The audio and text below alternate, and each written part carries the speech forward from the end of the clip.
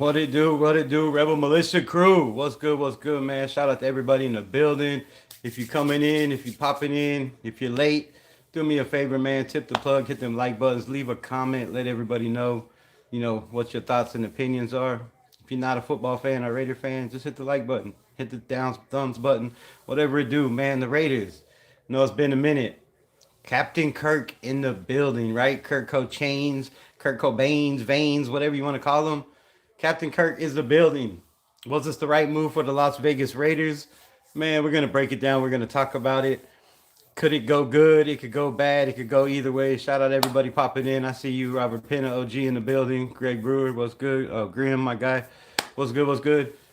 But yeah, man, this could go either way. We're going to talk about it. I'm going to give my thoughts and opinion like I always do. That's why y'all here, right?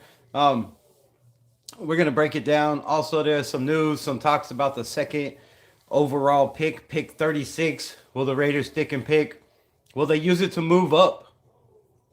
Or will they trade back and acquire picks? There are some receivers that I'm hearing that the Raiders, like that they might not have to pick at 36 and they could possibly jump back into the later rounds, pick up another pick. You know, John Spytek loving that capital. That's just what he does. So break that down. Again, shout out to everybody in the building.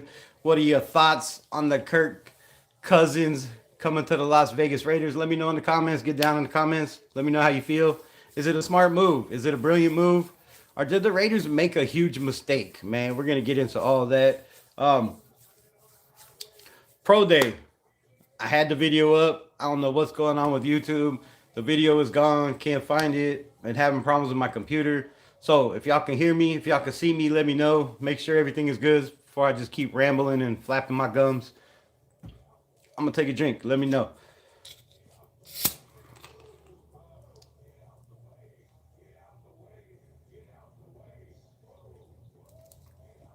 Seahawks made JSN the highest paid wide receiver. He deserves every minute, every bit of it, right? You got Sam Darnold as your quarterback, who people say was a bust. A team that wasn't even projected to make the playoffs comes in and just schools it. I mean, the kid is worth every penny. Worth absolutely every penny. Jason Ruiz, what's good, my guy? Appreciate you in the building. So, the pro day for Mendoza, man. The pro day for Mendoza. There's been a lot of criticism, a lot of talks, right? The kid didn't show out. He didn't shine. You know, it wasn't spectacular. It wasn't Caleb Williams, right? It wasn't, guys going out there and hitting the ceiling and Anthony Richardson, right? It wasn't the hype that everybody wanted.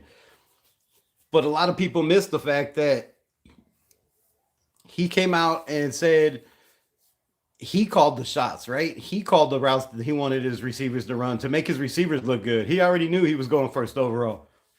Obviously, somebody's already told him he's the pick for some team. I don't know which team it's going to be, but obviously he knows he's going number one overall. And he wasn't care about himself. He wasn't trying to be selfish, right? He's trying to make his receivers look good. Nothing wrong with that. I admire that. I respect the hell out of the young man. For 22 years old, man, he is wise above his years, right? His character, his demeanor, right? The way he talks. He knows how to talk. He knows how to communicate, without, being like me and cussing every other word. Very smart, very down to earth young man. And a lot of people, want to knock him, call him goofy, call him a nerd, whatever, whatever. I really don't see him being that nerdy. He's kind of a cool kid. He just loves life. He's happy. He's about to be the first overall pick in the NFL draft. And what the hell? Why would you not be happy? So his pro day wasn't great, man. There was some throws, things he could have did better. I would have liked to see him, do some red zone drills. I'd have liked to see him throw from somewhere besides the same 40-yard mark over and over again. I would have liked to see the long balls, be a little better. Receivers not have to wait. But the kid's 22 years old, man. 22. He has plenty of time to develop, to get, a stronger arm, to get all those tools in his tool belt, his accuracy, his arm, yes, needs a little work, like I said, but he's 22, man. The kid's ripped. He's 6'5". He's 230 something pounds. Like, the kid is hard to take down. He's going to be a problem in the NFL just because of his mind. We hear Tom Brady constantly say, you know, a quarterback doesn't have to be the fastest, doesn't have to have the strongest arm, right? He has to have the smartest mind. You have to be able to read pre-snap. You have to be able to know when you snap the ball, if they're dropping into a cover two, if they're going into a Tampa two, if they're in a cover four, you have to know all this. And the quarterbacks that know this are the quarterbacks that succeed in the NFL. So I think this young man has all the traits to be that guy. It's just win, right? It's not if, it's win. Win. Is it going to be year one? Is it going to be year two? That's that's not us for us to decide, right? As content creators or as Raider fans. Shout out everybody popping in. Raider Paul, I see you. I don't have my glasses on, so I might miss some of y'all, but I'll go back through. But this young man is wise above his years, right? He has good enough size and good enough escapability where he can make plays with his legs. He can pick up those first downs that we've been needing quarterbacks to pick up for many, many years, right? Yes, he has some ifs. And the Raiders, we'll get into that, I believe just leaked exactly what they feel about this young man. He's not ready to start day one, right? They've showed over and over and over again, but we'll get into that. So the pro day, man, it is what it is. Like I said, he wasn't going out there trying to show out for himself. It seemed like he was going out there and trying to play for his guys, right? For his receivers, for his tight end, for his backs. And I think that's what he was trying to showcase. So, if you want to knock a guy or take check marks off of, he's got a lot of ifs and a lot of question marks. I've said this before. Every quarterback that's ever came out of the NFL draft has had questions by many, many people, right? Every team feels a different way about a quarterback. Every team has a different quarterback first overall. Maybe not this year because there's only one, right? So everybody has those ifs, right? Everybody has those. Was he playing under center enough? Is he good enough in the pocket? Is his pocket presence enough? Can he lead receivers? Can he throw guys open? Yes. I mean, yes. Go back and watch the film, any film you want to. High school, college, it doesn't matter. Cal, Indiana, the kid has got better every single year. He's progressed every single year. And I look for him to keep that same trajectory in the NFL, right? He's not going to come in and be that guy. Go back and look at the first games. Go back and look at the very first games. Who did he play? What the hell is his name? Old Dominion and Kent State. Kent State, he struggled against Old Dominion's defense. He struggled drastically against that defense. It's all on film, right? He made some bad throws. He had some, turnover worthy throws. He had some decisions he made in the pocket that weren't great. Kent State, the same thing. Old Dominion. But then you go to Indiana State, where they just demolished that team. He got better. The team got better. The team got better around him. The defense got better, right? Where'd they finish? Like, at least in the top five, their defense was, if not better. They were a top four running game, averaging over 150 yards a game, right? Everything got better for Indiana, and he got better with them. So to think that this kid, because he has some question marks, right? Because he hasn't taken snaps under center, or he doesn't have the highlight reels, he doesn't, off script. If you move him off platform, he's not the greatest, right? The throws aren't the greatest. That's why the Raiders are doing what they're doing. They're telling you exactly what everybody else is, well, not everybody, but some people are trying to tell you. Is he a first overall pick? That is the major question. That's not for me to decide, right? Would I take him first overall? No. No, I wouldn't. I wouldn't take him first overall. But there's a lot of quarterbacks that I wouldn't take first overall that were taken first overall. A lot of them turn out to be not the guy. Only some of them turn out to be that guy, right? Especially guys that have won a Heisman Trophy, guys that have won a national championship, guys that have been the MVP for the national championship. A lot of those guys, where are they now? Where are they now? So that's my take on that.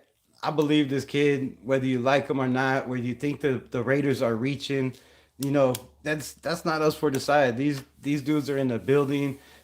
They've made it to the NFL for a reason, right? Some of them maybe not for a reason. There is that factor in the NFL and anywhere else in any business you go to, right? But a lot of these guys, they know what they're getting into. They studied the tape. They've watched them play. They showed up to his lives. They've had scouts there. And it all comes down to, are these guys right or not, right? And I feel like maybe he's not the greatest in the first year. Maybe he doesn't start. Maybe that's why they brought in Kirk Cousins. Maybe they told Kirk Cousins, "Hey, look, you're the starter year one. We're not even going to start this kid. He has a long way to go."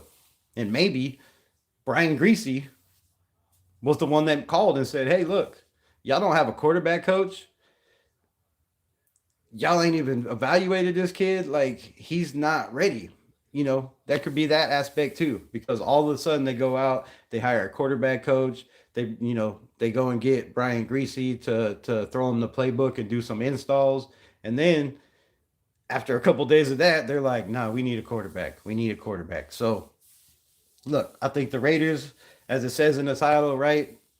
The Raiders just leaked exactly what a lot of people were thinking. They don't feel like this guy is a day one starter. And could he come out and win the job? Absolutely. Absolutely 100%. There's no reason why he can't beat out Aiden O'Connell and Kirk Cousins, right?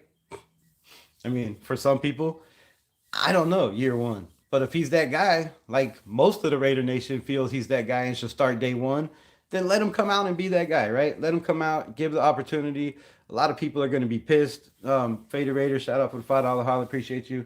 A lot of people are going to be upset if this man doesn't start day one, right? So, what are y'all talking about? How do y'all feel?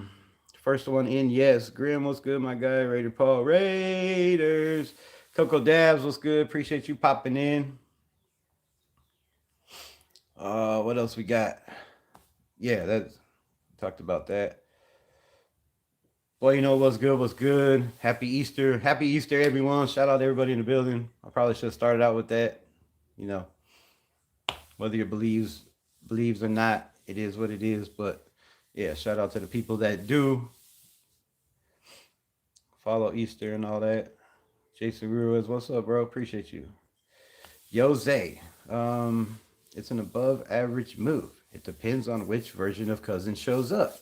Plus, we can just move on Mendoza if Cousins is trash for about 5 straight weeks. But, I mean, yeah, I agree. Let's just go with that. I agree. Rosetown in the building. What's good, man? Appreciate you dropping in. Raiders. Well, Rosetown Rebel. What's good, man? What's good? What are y'all thoughts, man? How are y'all feeling? Let me know. Let me know your takes on the Kirk Cousins deal, on the situation. We'll get into that here in a second. I'll get through these. Let me catch up. Rebel, you tripping? He threw a 65-yard dart. One?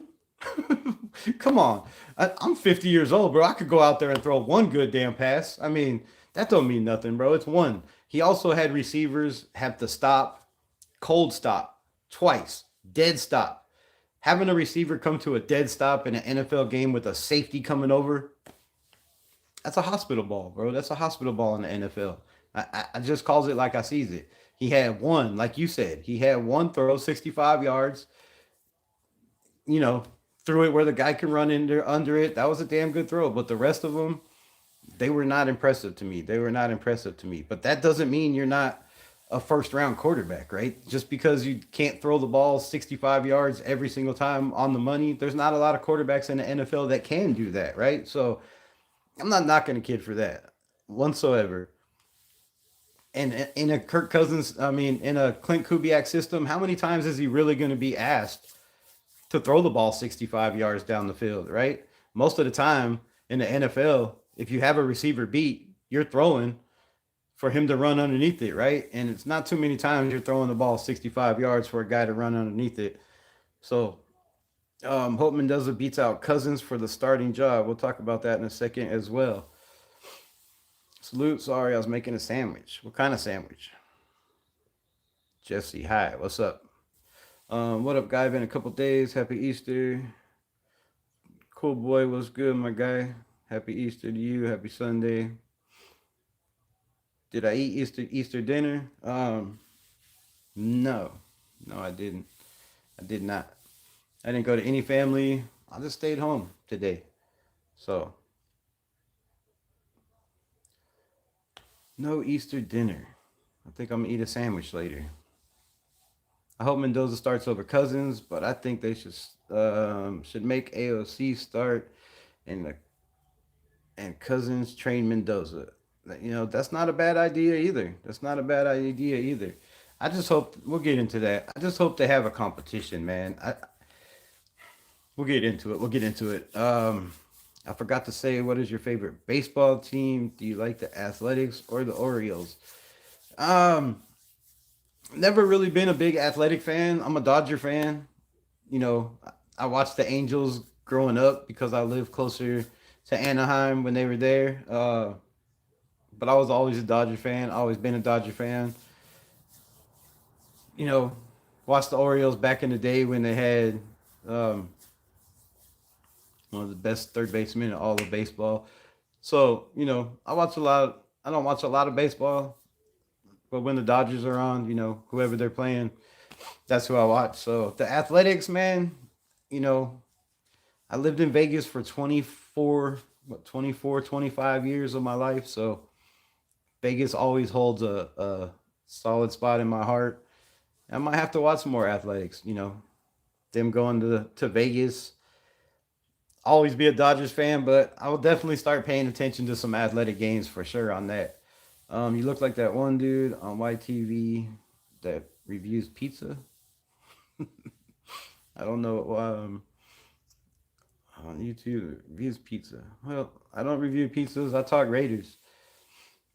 AOC couldn't start even over Gino bro is trash. See, you have a bad perspective of this. You have a horrible perspective. He didn't start over Gino because Gino was getting paid $71 million, and you know how stupid it would look for the Raiders to start a $1.4 million quarterback over a guy that's making $30 million a year. It, the Raider Nation already goes crazy.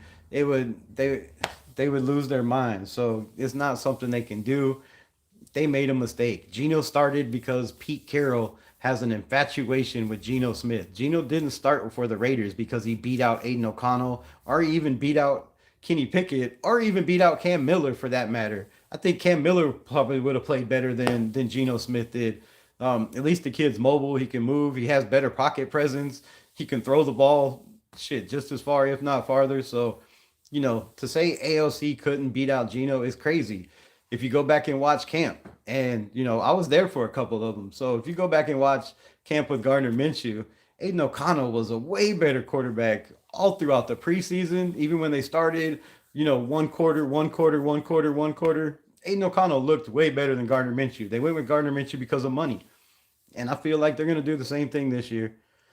So yeah, that's how I feel about that. ALC had a broken hand, didn't? Yeah, he broke his hand. Oh, I didn't watch the Raiders. I just clicked because he looks like the pizza did. Nice. How is everyone? Candy Angel in the building. What's good? How you doing? Thank God you're not a Raider fan. Okay. Well, it's Easter Sunday. You could thank Jesus, I guess. Do you do another stream with your wife? No. No. I have done a stream with my ex, Candy Angel. Jesus loves you. Wait, what happened? Where did that go? Um, yeah, y'all read all that. Yeah, I'm not married anymore, man. 18 years, and yeah, that was enough. Do you like, who doesn't like Shohei Otani? The dude's a freak, an absolute freak. You thought I was someone else. Man, I get that a lot. Get that a lot. Maybe it's a different timeline. Maybe I'm a YouTube pizza guy in the next timeline. I don't know. I don't um, you are my mom. Don't even try it. Don't even try it. Am I single? Yes. Yes, I'm single. If you can become a Seahawks fan, nah, that's good. We got your coach. I'm good with that. I don't need to become a Seahawks fan. Grandpa Harold, what's good, my guy? Appreciate you dropping in. How was your Sunday going? You can check out my channel if you want. I live stream and crash out on people. The Raiders are in a good quarterback cycle that's starting to rival the Browns over the last 30 years. Yeah, I hope this quarterback cycle ends and they figure out who the damn dude is. Um, they need to figure it out really, really soon. Happy Easter to you, Candy Angel. Diesel, what's up, Raider family? What's good with you? All right, I think I'm caught up. No, Faded Raider with a $2 holla. Thank you very much. Who do you think is starting? Cousins or Mendoza? All right, let's get into it. Man, I hate to keep doing this, bro. I hate to keep doing this. I hate to keep having to be that guy. But I feel like this is a dumbass move. I really do. I feel like this is a dumbass move. Kirk Cousins won one playoff game, been there 3 times. What quarterback has he made better that was behind him? What quarterback has he mentored? What big games has he won to teach this kid this is how to do it the right way or the wrong way? Yes, I know he's had, 3,000, almost 4,000 yards passing every single year, but he's also had double digit interceptions, right? He's not Mr. Clutch. He's not, the most mobile guy. And if we're talking about mentoring, if we're talking about a guy that we're bringing in to mentor, the Heisman Trophy winner, Kirk Cousins never won. National championship, I don't believe Kirk Cousins ever won. First overall pick, Kirk Cousins was not. How does this guy relate to anything Mendoza has done in his career? Now they say the same goofiness. They both believe in Jesus, right? I mean, come on. Is that really what we're going to mentor our future quarterback, our future franchise quarterback? This is what we're doing here. Look, does anybody remember Michael Penix coming out and saying, I have no support in this building? No support. You know who was in that building? Kirk Cousins. You know who was the starter and got demoted for Michael Penix? Kirk Cousins. Kirk Cousins was not like, is that really the Jesus way? You're supposed to be a Christian. Is that you're mad because you got benched for a kid that was better than you in practice when you don't even practice that much in the NFL? I mean, what are we talking about here? Like, how is this dude going to be the mentor from Fernando Mendoza? I just don't see it. I don't get it. Now, if you're telling me that you told Kirk Cousins, come in, you're the starter, we'll give you, we'll pay you, Atlanta will pay you, you get your $10 million, we'll give you $10 million guaranteed next year at the end of the season, right? You'll get your money either way, you get your 10 million, but it's the third day of the next year that it actually goes into effect. So you get your money at the end of the season and you're going to be the starter. And with the option of maybe in 2 years making $40 million a season, come on, man. Wasn't it our head coach, Clint Kubiak, in the owners meeting who said live in his interview, I don't want to bring in a guy to just mentor a quarterback. I don't think that's fair to bring in a guy like Kirk Cousins, who has started in the NFL, and ask him to sit on the bench and mentor a guy and not give him an opportunity to start. That was his words. So obviously, they don't think Mendoza can beat out Kirk Cousins, and that's pathetic. If you're drafting that kid number 1 overall, I'm going to say that right now. Kirk Cousins has a great career, but he also had Justin Jefferson. um, you know, I don't see. Look, if you wanted to help out Fernando Mendoza, what's Cam Newton doing? What's Cam Newton doing? Could you have given Cam Newton $10 million to come in and say, hey, we just need you to sit on the bench and mentor this kid? I bet you he would have. I bet you he would. Cam Newton, 14 and 0. Damn, I think Cam Newton is a little bit more comparison to a Fernando Mendoza, right? 17 and 0, 16 and 0, whatever they went. Cam Newton, 14 and 0, knows what it's like to go undefeated in a college season, knows what it's like to be a Heisman Trophy winner. Cam Newton knows what it's like to be picked number 1 overall. Cam Newton has way more mobility than Kirk Cousins, a lot closer to what Mendoza is. Don't you think that would have been a better guy if you're just bringing in a guy to be a mentor, to sit on the bench for a year, and maybe possibly the next year. We'll get into the contract and all that here in a bit. But why is Cam Newton still not on any roster, man? I don't understand this. I don't understand it at all. Yes, he didn't have the greatest experience with the Patriots, but come on, who did? I mean, look what they did to Mac Jones over there, and look what he did with the San Francisco 49ers, right? We talk about all these gurus and, how everybody's right because they've been doing this, or they played in the NFL, or they went to school to be a reporter. And 90% of the time these guys miss more than they hit, right? So I just don't feel like Kirk Cousins is the right way to go, right? It doesn't seem like he wants to be that guy. Now, yes, he took the job. Yes, he had other jobs. Yes, he could have took those other jobs. But he has familiarity with a Clint Kubiak system, right? Which to him, if I'm Kirk Cousins, I'm thinking, okay, I got a step ahead of everybody. I know Mendoza's had the playbook. I know there's Brian Greasy that's teaching him the playbook and, doing installs, trying to teach him how to, take snaps from under center and all that.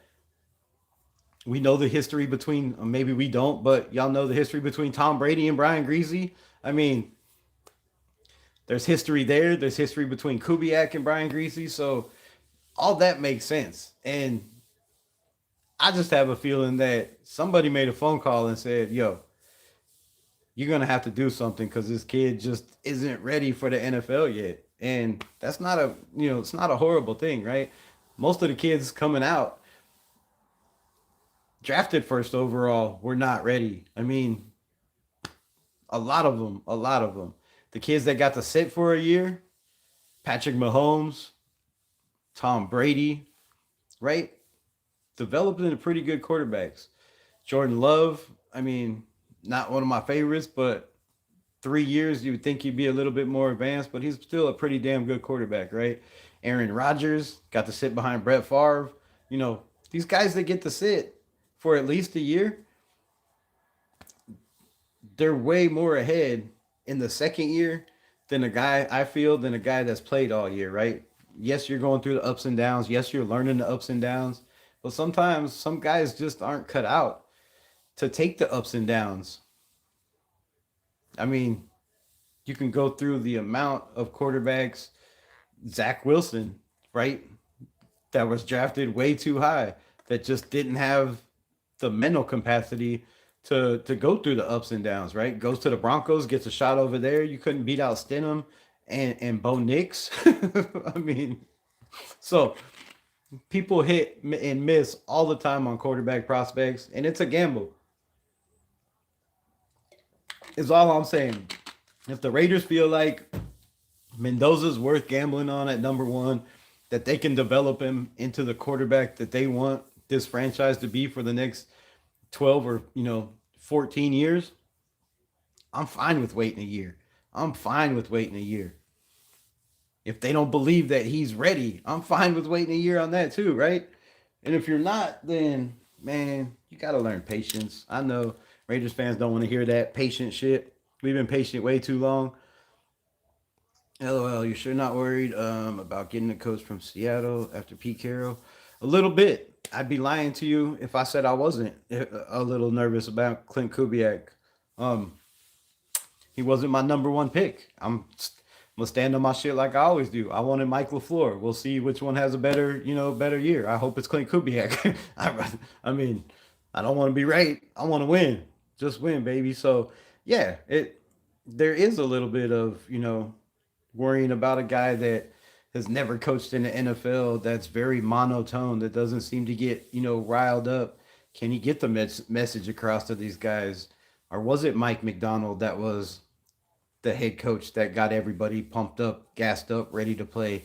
Was it Kevin O'Connell over there gassing up everybody, getting them ready to play, right? Um, Not Kevin O'Connell. Who was the damn head coach at Minnesota? Dave Zimmer? I don't know, but you know what I mean? Was it the head coach gassing him up, or was it Kubiak? Because Kubiak doesn't seem like that guy that's gonna, be a rah rah guy and gas players up. He seems like the guy that's gonna have people ready if they buy in, right? Ready to play, know what they're supposed to do, know their job, have the plan laid out. I think day to day. So yeah, I mean, I have questions. I always have questions. Never use the Raiders and Browns again in the same sentence. Happy Easter, brother.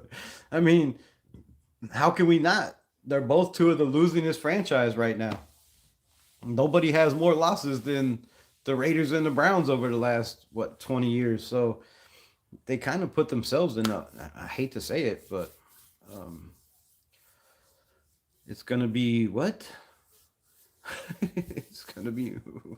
I don't know what that means, or even how to say it. Haha, right? I'm worried about getting another Seattle coach. Cousins. What's up, Oos? Leaky, my guy, what's good? I feel it's dumb. I feel it's dumb to you. Ain't alone, bro. I mean, it makes no sense. Now, on the other hand, now let's look at the positives, right? Let's look at the positives. The Raiders get a starting quarterback in the NFL who has experience, who is another if quarterback. I'm not going to lie. Let's be honest. Kirk Cousins is an if quarterback. If your offensive line holds up, if you have a running game, if you have receivers that can get open, that he can throw the ball to, Kirk Cousins is a damn good quarterback, right? He's a damn good quarterback.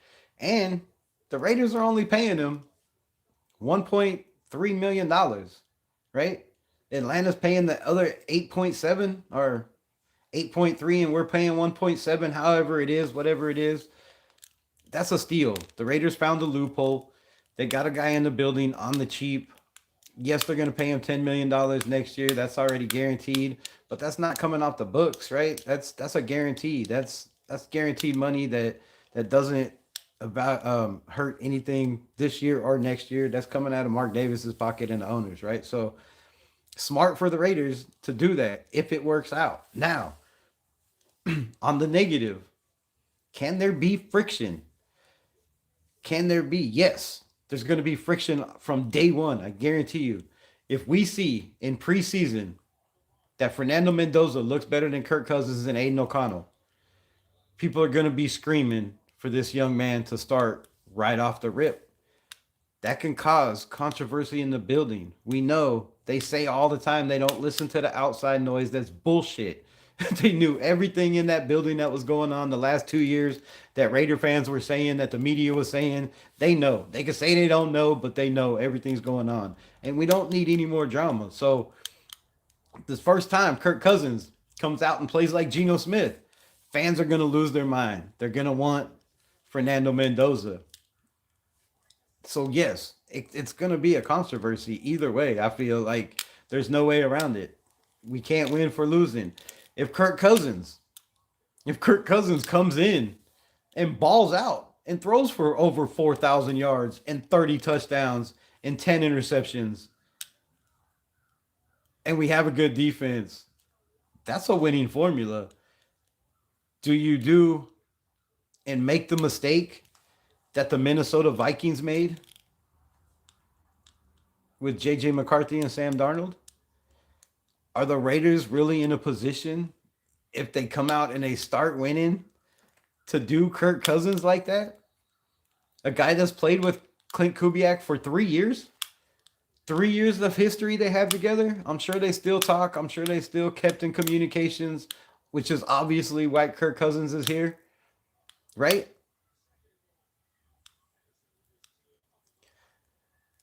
I heard from somebody, like I said, the little birdie in my ear. where Kevin O'Connell, or not Kevin O'Connell, but the GM was asked a question: if JJ McCarthy hits, what do you do with Sam Darnold? And he said basically they had already planned on from moving on to Sam Darnold. No matter how great a season he had, right? It didn't matter. They took JJ McCarthy, they moved up to get him. He was the man of the future, whether it was the right move or not, right? So no matter what Sam Darnold did, made it to the playoffs with Minnesota, he was already out the door. The Raiders have this exact same situation. Do you pay this man $40 million in next year, or is it 2 years? Whatever. I've heard it both ways. We'll break that down also. But the Raiders are in that same position. What do you do? What do you do if Kirk Cousins goes out and has a year like Sam Darnold had in Minnesota, and you have Mendoza sitting on the bench with Aiden O'Connell just sitting there rotting? Which I don't even know if you keep three quarterbacks. Aiden O'Connell might not even be on this roster as far as we know. But if he has this shot, he beats out both of them. I guarantee you. But the Raiders are in that situation, man, where if everything is right for Kirk Cousins, and I said this last year about Geno, if everything was right for Geno, he could have had a hell of a year. You might see him have a decent year with the Jets. I mean, they got a lot of draft picks. They made a lot of moves, right? They have a good receiver. They have a defensive head coach that if they can get that defensive firing on all cylinders, you don't know. You don't know. But I said the same thing, right? If everything goes right, if the offensive line is what a lot of people think it's going to be with Tyler Lindenbaum coming in and being at the center, right?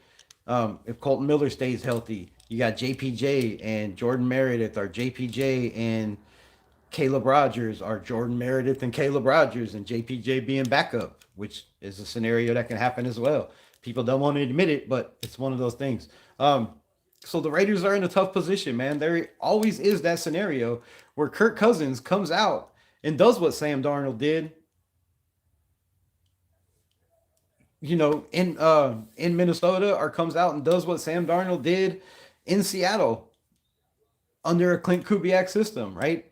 Clint Kubiak says it's an easy system. It's easy to learn. If everybody just does their job right, if everybody's on the same page and they have smart enough athletes, his system works. It's proven. It's been proven to work, right? So if his system works, what do you do? Do you just say, all right, man, so you had a great year. You got us to the playoffs, right? We lost in the first round, or made it to the second round and lost, or made it to the AFC damn championship and lost. Then what do you do? You sit Mendoza for another year?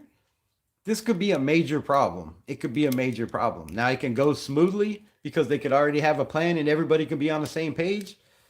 But there's egos involved. There's always egos. You have a guy in Kirk Cousins who's had guaranteed money every year, everywhere he's went. Now, back in the day, who was it? Colt McCoy. Wasn't Colt McCoy his backup? A young guy that they drafted in Washington? I believe it was Colt McCoy. They drafted a young guy, had Colt McCoy in there. Colt McCoy had Cousins on the bench as a rookie, I think. I think his rookie year, maybe second year. But a couple games where Cousins was benched and Colt McCoy got the start, right?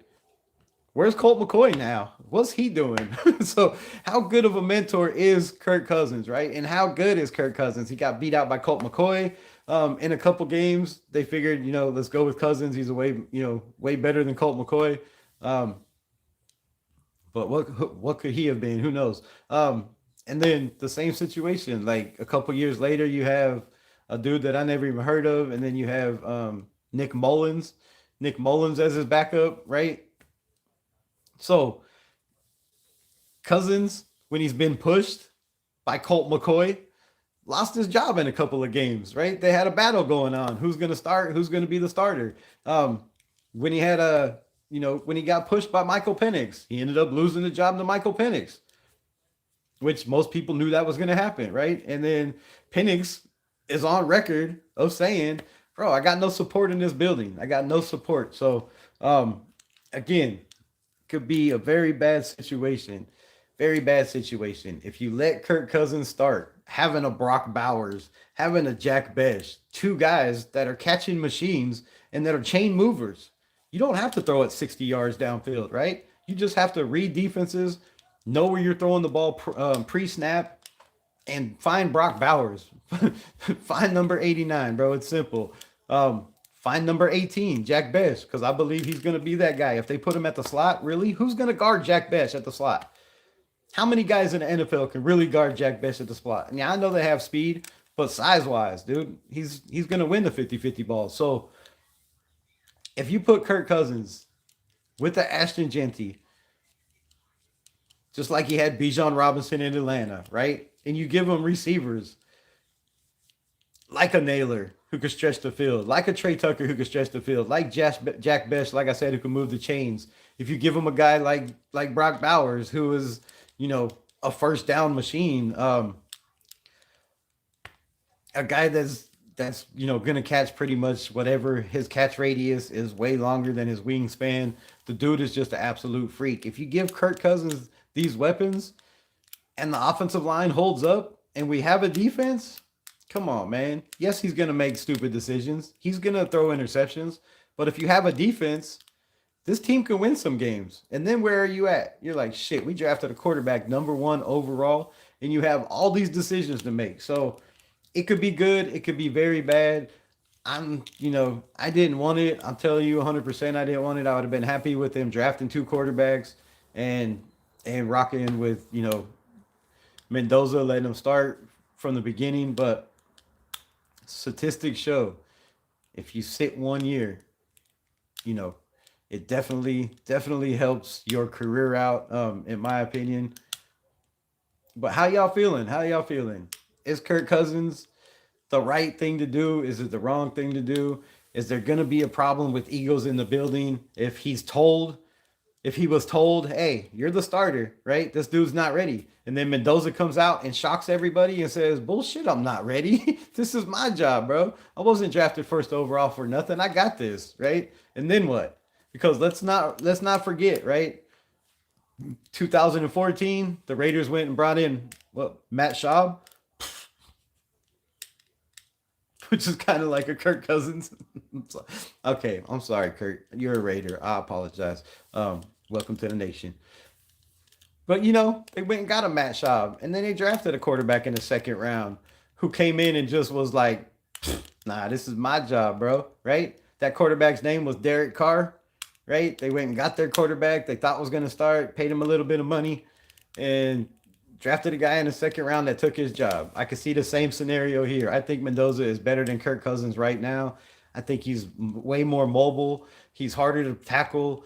I think he makes better decisions if you look at his college career. I know the pros are different, but look at Kirk Cousins in college. Look at Mendoza in college. He doesn't turn the ball over. He doesn't make stupid mistakes. And I think he's already couple steps ahead of Kirk Cousins. So if you just signed Kirk Cousins to sit on the bench, I think that's a mistake too. I really do. I just, either way, I just don't feel like this was the right move. I don't think Kirk Cousins is that guy, and again, I'm not behind the scenes. Maybe this is in his contract. Maybe he said, yes, I'm all in. I will teach this young man. I will be that guy because you asked me to, and you didn't just draft a dude without telling me like Atlanta did, right? Maybe that was the problem over there. So it could go both ways, man. It could go both ways. But I just think you're going backwards. You're going backwards, right? And the Raiders may have leaked what they feel about Mendoza. That is the next topic. Let's get into that. Why? Right? When the Bears drafted Caleb Williams, they knew he was number 1. They told everybody, this is who we're drafting. Don't bother calling us. Don't pick up the phone and say, hey, man, will you take 2 first and, whatever. Don't try to throw no players at us. Don't go crazy. We're taking Caleb Williams. This is our guy, right? This is our guy. They didn't go sign a backup for $20 million a season. They did not. Why? Because they knew Caleb Williams was their guy and he was starting day 1, right? They knew they had Tyson Badgett, right? You got Tyson Badgett. If anything, if everything doesn't work, you throw Tyson Badgett in there. He won some games. He destroyed the Raiders 2 years ago. Right? You had a backup plan, but they didn't go draft. They didn't go sign a free agent, right? When they went and signed shit Peyton Manning, right? They knew Peyton Manning, had some questions, may not have been that guy, but he was starting day one. They didn't go overpay to bring in a backup to mentor him, right? Joe Burrow, they didn't go pay a mentor. Um, when you're drafting a guy number one overall and that's your guy, you don't go out of your way to hire a guy like Brian Greasy to try to teach him the playbook in advance, to try to get him to take snaps under center, right? You don't do that. You don't go and pay $20 million to a backup to come in and say, "Man, we're drafting you first overall, but we don't believe in you enough to let you battle for the position. We're just throwing it to this man," right? You don't do that, right? You don't do that. You don't. Um, I don't know, man. I don't know. What do y'all think? What do y'all think? But I just don't feel like that's the right way to go. I just don't. I don't whatsoever. You're telling this kid, yes, you're our pick, but man, we don't think you're good enough to start year one. You have a lot of things you have to work on, and that's not a problem. But that might be a problem to him mentally, right? There might be other teams, and I don't know if he's interviewed for any other teams, but there might be other teams saying, "Bro, if we draft you, you're our guy day one, right? You're our guy day one." Putting doubts in his head. Damn, these guys think I'm a number one starter day one, but the Raiders are telling me I got to sit behind Kirk Cousins. Kirk Cousins? Come on, bro. It makes no sense. It makes no sense whatsoever. If I was Mendoza, I'd be a little skeptical now. I'd be skeptical too, bro. I'd be skeptical as hell. Like, really, y'all don't believe in me that you're really gonna go out and sign a dude to some lucrative, crazy ass contract. I mean, 40 million and 40 million over the next 2 years. If he's not, if he's on the roster by day three or day five, if you're on the roster by day five of the next starting year, you're paying Kirk Cousins $40 million.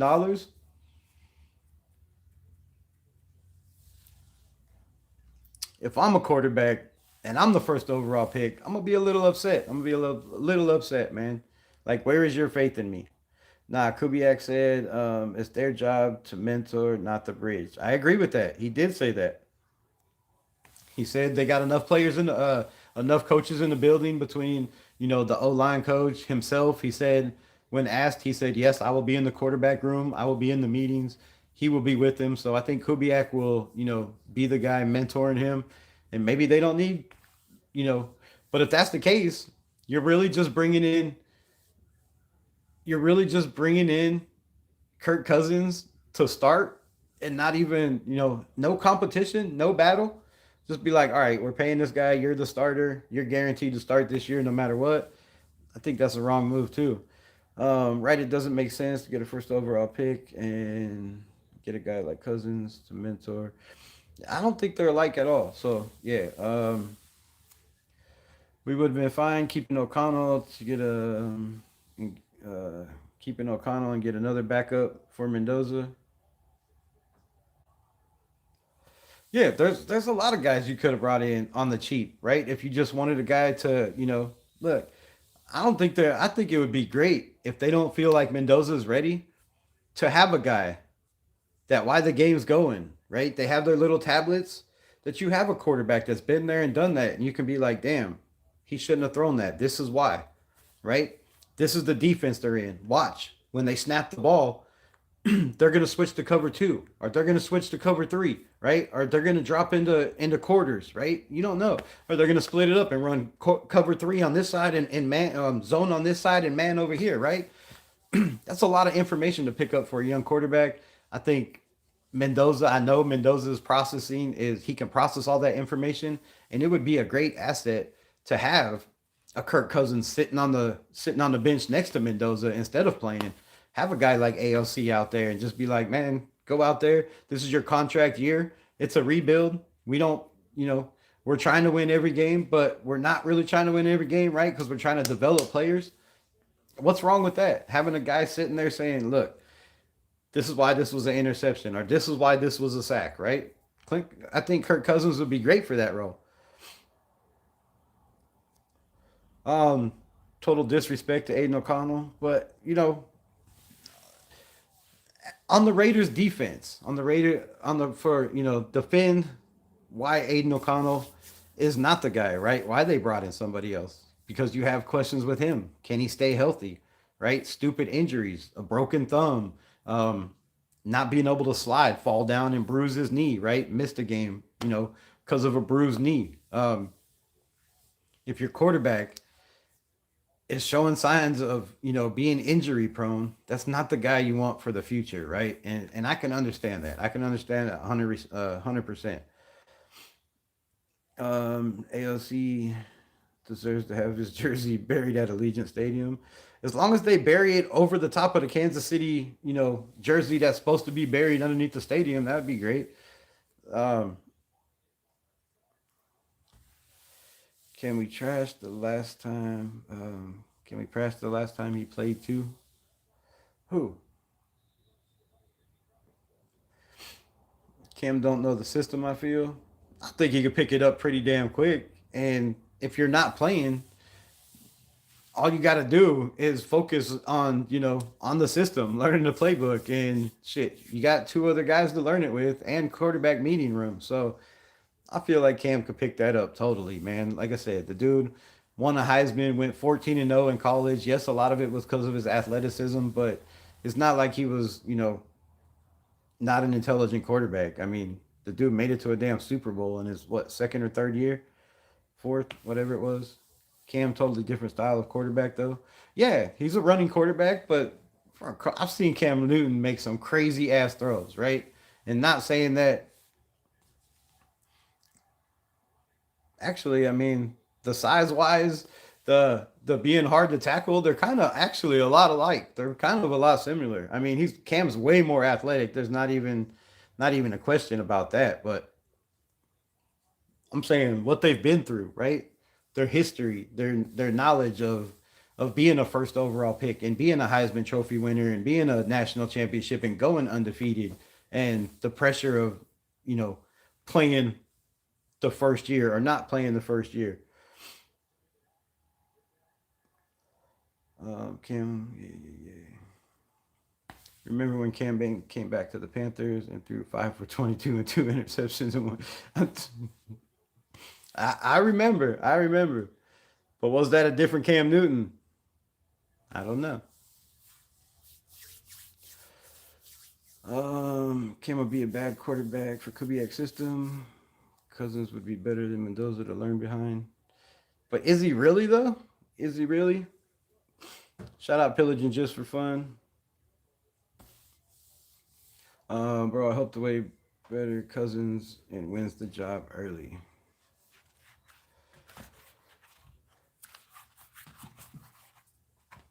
I mean, is there even going to be a competition, right? That's the problem. That's the problem. We've heard Spytek say, we're putting the best 11 on the field. We're putting the best 22 on the field, right? Offense, defense, the best 22 guys are the best, I guess you could say 33 with special teams, right? You can put the best special teams on there. So we've heard Clint Kubiak talk about how you're going to put the best guys on the field. But that didn't happen last year. Come on. Let's be honest. Let's be totally transparent. Was Caleb Rogers not better than Alex Kappa? Was Grant when he got in there? Did he not look better than than Stone Forsythe? I mean, come on. Was Darian Porter Jr. still raw as hell, but not looking better than Kai Blue Kelly? I mean, we all know the answer to this. So they could say whatever they want to, but the best 11 were not on the field last year. Are they going to be on the field this year? That's a question. That's a question mark. Because it sounds like to me, Spytek has not learned his lesson, right? And like says in the title, I don't, in the description, I don't think Spytek has learned his lesson. You should have learned last year with the Geno and the Pete Carroll situation and the favoritism and Geno not being benched when he was playing horrible. That do you really want to bring in a quarterback with another long relationship and not as long as Geno and Pete Carroll, but another long relationship of a guy that he probably, like I said, is friends with and talks to probably, at least once a week? Like, do you really want that in the building? Like, is he gonna be like, no, you're benched. Let's bring in the rookie, right? If he's throwing 2 interceptions a game, or if his stats are like it was last year, 10 touchdowns, 5 interceptions. Can we not get that from Aiden O'Connell? Can we not? I mean, in a 17 game start, Aiden O'Connell is 22 touchdowns and 10 interceptions, 11 interceptions, whatever it is. Why can we not get that from a guy that's already making 1.4 million, that's already in the building, right? If the quarterback's not mentoring the quarterback, if it's going to be the coaches in the building, why go get Kirk Cousins then? It just don't make no sense. I've been on team trade back since we got the first overall pick. I was like, we have, trade back makes all the sense in the world. The problem with trade back is who? who? Who's going to trade back with you? I don't see anybody beating down the door saying Mendoza's the guy, right? If we have all these Raider fans that are having questions, if you have Spytek and Clint Kubiak and Tom Brady that are questioning, is Mendoza the guy? Is he ready to start week 1, right? There's a lot of question marks. Not once has Spytek said Mendoza's our guy. There's been 5 interviews where every single one they said, assuming Fernando Mendoza is the first overall pick. And Spytek said, no, don't assume. We're still doing our homework. We haven't agreed to any. We still have a lot of guys to go through. This is what Spytek said every time. Clint Kubiak, he said, oh yeah, he looks good, but we still have a lot of guys to go through. We're not even close to doing our homework. So there is no guarantee that they pick this guy, except for the media, which, the media is going to say a lot of things. They also said Shador was a first round pick and he fell to the 5th round. They also said Tyler Shuck was a fourth round pick, and the guy comes in and plays better than every quarterback drafted last year, better than Jackson Dart, better than Cam Ward, in my opinion, with the situation he was in with the Saints. So, man, there's so many scenarios. But yes, if the Raiders could trade back, if somebody calls and says, I'm giving you 2 first rounds and a second, or 2 first rounds and a player, I think that's worth it. I really do. There's probably, and I'll break it down one of these days, hopefully before the draft. My computer don't work, so I don't know what's going on with the computer or YouTube or the damn site I'm doing. I've been racking my brain. I might just take it to Best Buy and be like, yo, can you fix this? Or do I got to buy another one? But I don't know. I keep getting cut off when I go live on the damn computer. So it's hard to break shit down, right? All I can do is talk about it. But I feel like in this draft, there may be 14 first round picks. That's counting edge, corner, running back, safety, linebacker, right? Counting all the positions. There may be 14 guys, maybe 16, but it's definitely half. It's definitely half. I'll say 16 just to be nice, halfway. There's 16 guys that I have first round grades on that I'm like, damn, that's a first round pick. But then from there, man, there's a whole bunch of guys that bunch into back of the, second round, early second, third round. That you just don't know. You just don't know in this draft. So who do you trade back with? You trade back and get an Arbel Reese? Do you trade back and get a Sonny Styles when you just went and got Nakobe Dean and my guy Quay Walker, right? Do you really draft a running back, a linebacker? Which I wouldn't be mad at it. I mean, shit, those guys are both 27 years old, right? So it'd be nice to have a 21, 22-year-old linebacker to develop behind those guys. I wouldn't be mad at it. But are you really trading the first overall pick to get a linebacker and a safety? I mean, people would probably lose their mind and go nuts, but I'm sure Raiders, they don't care about that in the front office. So, yes, if you can trade back, 100%, right? Since day one, you go back and watch all my videos, all my channels. You don't even have to look back. Just look back when they lost the last game and they were guaranteed the first overall pick. Team trade back. But it just don't make no sense to keep talking about trading back and pushing the narrative. That's not going to happen, right? You know, if Raider fans are pushing the narrative, Mendoza's not their guy. You don't think other scouts and other teams watch, you know, the first overall picks team to see what these content creators and guys are talking about?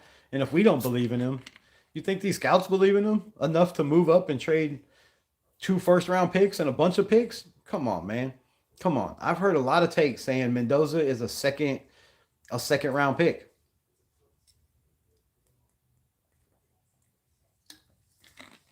And they could be right or wrong.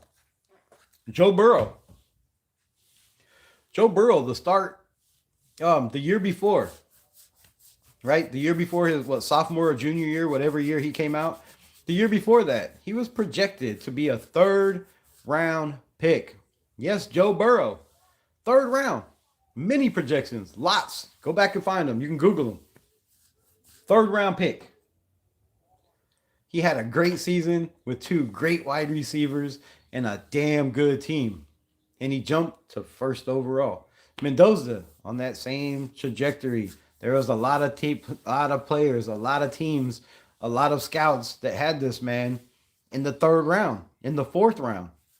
But then he goes on a great team. They go on a great run. And now all of a sudden he's this 1st overall guy. So if there was other quarterbacks in this draft, would Fernando be my number 1 guy? No. But he's my number 1 guy because the Raiders need a quarterback. There's nobody to trade back for. There's nobody to trade back with. And you're pretty much stuck taking that guy unless you shock the world and be like, we found somebody to take better than a quarterback, which has to be an edge or a wide receiver or a tackle. And I don't see a tackle, an edge, or a wide receiver being better in the future than Mendoza. I just really don't. I really don't. Chiefs all day got Walker. What? But yeah, I'd trade back all day long. Like I said, the problem is just there's nobody to trade with. Now, if somebody calls the Raiders, then there could be a scenario on day one where you hear the Las Vegas Raiders have traded the 1st overall pick, because I don't feel like they're sold on him. I don't. Maybe, just maybe. Crazy take. Maybe the Raiders went and got Kirk Cousins because they don't feel like Mendoza's the guy. Maybe Tom Brady said, nah, bro. Nah. Maybe Brian Greasy called Tom Brady and said, Tom, you might want to wait till next year and look at CJ Carr or Arch Manning, because Mendoza's not it. We don't know, right? Just speculation, like everybody else speculates everything. I'll throw out a crazy take. I mean, why not? We don't know. We don't know what's going on behind the scenes. There's no reporters reporting that, you know, Mendoza is the lock. He's the guy. They're doing a lot of crazy shit.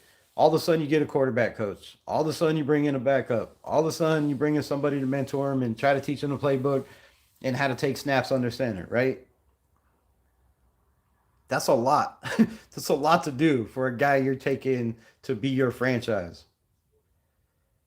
I don't remember him doing that with John Elway. I don't remember him saying, yo, we're taking John Elway, but we're going to bring in this guy to mentor him, you know, for a year. We're going to sit him. You know, he's not ready to play. They didn't do that shit with JD5, right? They already had Mariota in the building, so it's not like, you know, they already had their backup. They didn't have to go get one, but they didn't bring in a guy special to mentor their 1st overall pick because they don't think he's ready to play year 1. That's crazy. Go Knicks, bro. I'm a Broncos fan. Bo Nix. Another thing, right? A lot of people had Bo Nix in the 2nd round. In the 2nd round. Many people said Bo Nix was a 2nd round pick. You'd be stupid to take Bo Nix in the 1st round. I was like, are y'all dumb? Just his experience alone is worth taking him. Just like Fernando, his experience alone is worth taking him in the 1st round. Now, 1st overall, that's a different scenario. But is it really a different scenario if your team needs a quarterback and there's no other quarterbacks and you're picking 1st overall? I mean, do you reach?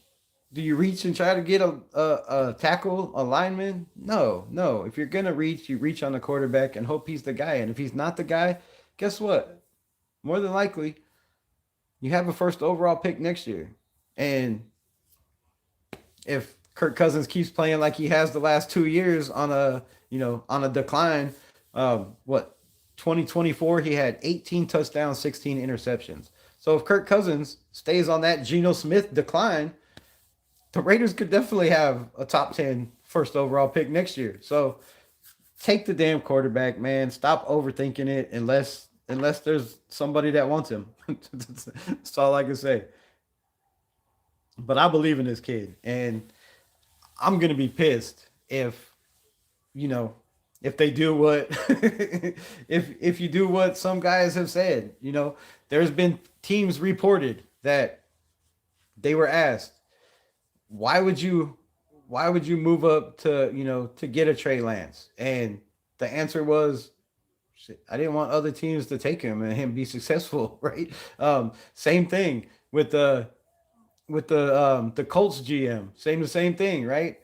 Why did you move up? What made you think that that this was going to be the quarterback of the future with only 13 starts under his belt? Like, what made you think that Anthony Richardson was going to be that guy? He said, I didn't want somebody else to get him and him be that guy. That's why you're drafting guys first overall. That's why teams are moving up.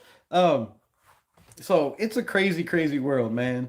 I think we give a lot of these scouts that are, highly respected scouts. We don't know what they do behind closed doors. What their evaluation? How much are they really evaluating these guys? Have they seen them in person? Have they talked to them? Have they watched all their games, or are they just watching 15 plays and evaluating them from that? Right? We don't know. But Bo Nix, a lot of people said he can't be that guy. He was too small, right? 6'1", 6'2", 26 years old, coming out of college. He'll never be that guy. But he goes to a Sean Payton team that scheme fits him, just like Fernando Mendoza went to Indiana for the scheme fit, and he's winning, right? So why can't the Raiders do that?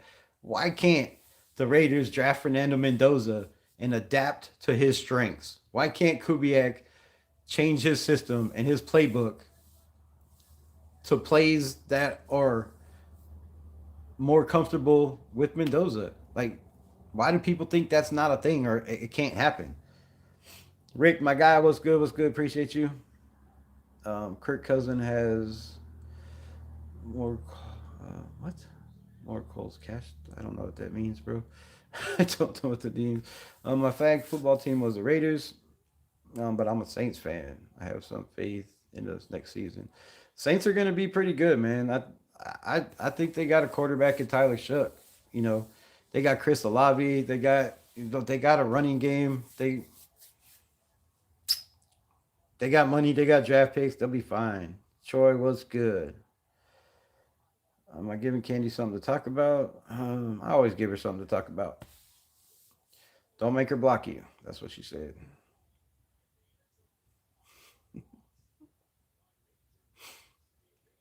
Your left leg hurts from longboarding. Weak, bro. Raider Knight, what's good? What's good, my guy? Appreciate you in the building. Look, I don't care. I said this last year, right? People think I'm on AOC stand. I just want the Raiders to make the best decision, put the best quarterback in for the best money, and if Aiden O'Connell beats out Kirk Cousins, be like, yo, bro, shit, we're gonna cut you before this even starts. Like, here's your 10 million. I'm sorry, move on. You gotta go, right? But there needs to be a competition. It needs to be a competition. Since Derek Carr has left, there has been no quarterback competition. Jared Stidham replaced Carr, right? Then they went out, and what? Who they bring in after that? Oh yeah. So Jared Stidham replaces Carr, right? They tried to put a Band-Aid on it, right? Cover up the stink with, spraying some cologne on it instead of taking a bath and washing all the funk off of them. They tried to put cologne on the shit and cover up the smell. with Jimmy Garoppolo and Brian Hoyer, they thought that was the way to go. But one smart man, Josh McDaniels, drafted Aiden O'Connell. Aiden O'Connell took that job, bro. As soon as a smart coach took over, right? And then goes 9 touchdowns, 1 interception his last 6 games. Still not a quarterback to do that. I don't know what the hell I did in my hand, but it hurts like hell. Um, Still not a quarterback to do that. The kid gets benched, right? So, it's the same scenario every single year. The Raiders have paid this quarterback a ridiculous amount of money, and then they're like, man, we got to play him. Look, Jimmy Garoppolo was coming off a broken ankle or torn Achilles or whatever the hell he did. Twisted his leg at the Bunny Ranch. I don't know what the hell the injury was. I think a broken ankle. He wasn't even healed. He had 2 practices with the team, and they started in week 1. Not ready, couldn't run, still wasn't mobile, was still rehabbing the injury. Instead of just playing Brian Hoyer or Aiden O'Connell, who Aiden O'Connell killed it in that preseason. Go back and watch those games against the 49ers and the Rams. Aiden O'Connell preseason. Look it up on YouTube. I'll show you around there. The man just murdered it. But they didn't start him. They went with Jimmy Garoppolo. We had a horrible start to the season. 7 touchdowns to 9 interceptions because our quarterback could not move and wasn't healthy enough to be out there. Then they put in Aiden O'Connell. He does okay. But then the next year, when Devontae Adams is saying, hey, man, this Aiden O'Connell kid is the real deal. If he just, starts to, figure out who he is, he could be something special. They're like, nah, we're gonna bring in a whole nother way. We're gonna go with Gardner Minshew. That didn't work out. Then they bring in Geno Smith. That didn't work out. And now they think Kirk Cousins is gonna come in and work out. I just don't understand it. I don't understand it. There's never been a quarterback competition for the last 4 years. They just grab quarterbacks and drop them in as the starter, and you don't have to compete for your job. And that's why the Raiders suck. That's why we've been asked. You're not putting out the best guy. You're putting out the highest paid guy or the guy that has the most feelings and love for the from the quarterback and the coach. Bro, that is not how you win football games in the NFL. And until we figure out that there needs to be a competition at every single spot. Max Crosby should compete for his job. JPJ should compete for his job. Colton Miller should compete for his job with Charles Grant. They shouldn't just go out and be like, Colton Miller, you're the guy. We just gave you 3-year contract, $20 million, right? You're that guy. No. There should be a competition at every position. And I'm tired of coaches coming out and saying there will be, but there never is. And that's why we're bad. That's why we're in the position we're in, because you're just putting in guys that, we brought this guy in for this much money and this guy's only making this much. Like, no wonder we suck so bad, bro. No wonder we suck. Why bring him in just to bench him the whole time? I don't know. AOC never had a real chance to be quarterback. I mean, he had some opportunities, but if you look at the situation and the scenario, look at the offensive coordinators, look at the head coach, look at how bad the defense and the offensive line was. Look at his receivers, bro. If you give me Aiden O'Connell with Jamar Chase and Justin Jefferson in college, fuck. He'd be the next Joe Burrow. His number 1 receiver was Trey Tucker. When it was when it was Devontae Adams, do I have to show you highlight after highlight after highlight catch and play from Aiden O'Connell to Devontae Adams? They was lighting shit up. So when he's got players around him, yes, but he never had Brock Bowers, for a whole season like Gardner Minshew, and then have Jacoby Myers, and then have who else did we have that year? Right? You didn't have none of those guys. When Aiden comes in, it's because the quarterback got hurt, the running back is hurt, receivers are hurt. Come in and win us a game. And Dodger's stock went down because media is saying Ty Simpson is better. I don't think his stock went down. I think it might push it up a little bit because some teams might be like, damn,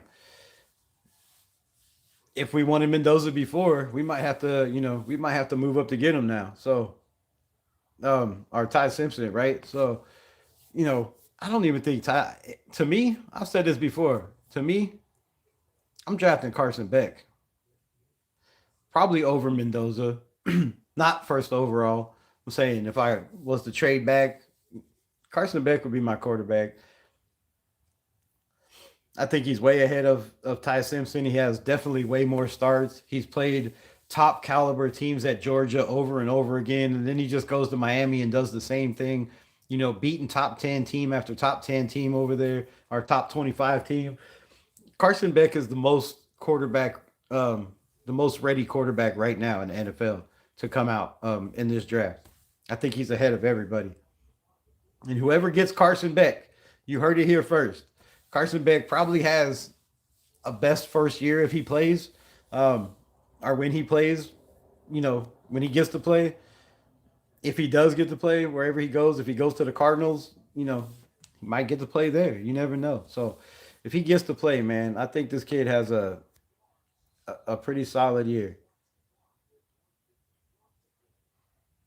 And Ty Simpson is, I've I've done this too. I did this debate, right? Ty Simpson or Mendoza, Ty Simpson or Mendoza. To me, it's Mendoza just because of the knowledge of the game, the starts, being in two different systems, right? You're not just sitting in one system with the coach, playing an NFL style offense because you have a former NFL offensive coordinator over there calling your plays, right? So I just think it's not enough starts for Ty Simpson. Is his arm stronger than Mendoza's? I believe so. Is he more athletic than Mendoza? I believe so. But you just don't have the experience, and that leads to situations like Zach Wilson. That leads to situations like Tua Vailoa. That leads to situations like all these dudes that were taken with not enough starts under their belt. Imagine the Raiders sell their pick like the Giants did, and they had a chance to get Justin Herbert, but picked the Lion. Fucking what? But we still picking Mendoza no matter what.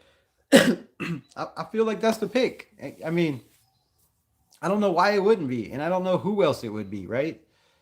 Unless they get a wild hair up their ass and their evaluation says I need this guy to be the guy, right? I need this defensive guy, or I think this offensive tackle is the pick. I mean, if you think that and you can trade back, maybe they trade back. Maybe there's somebody like the Cardinals that are willing to just move one spot and throw in a second round.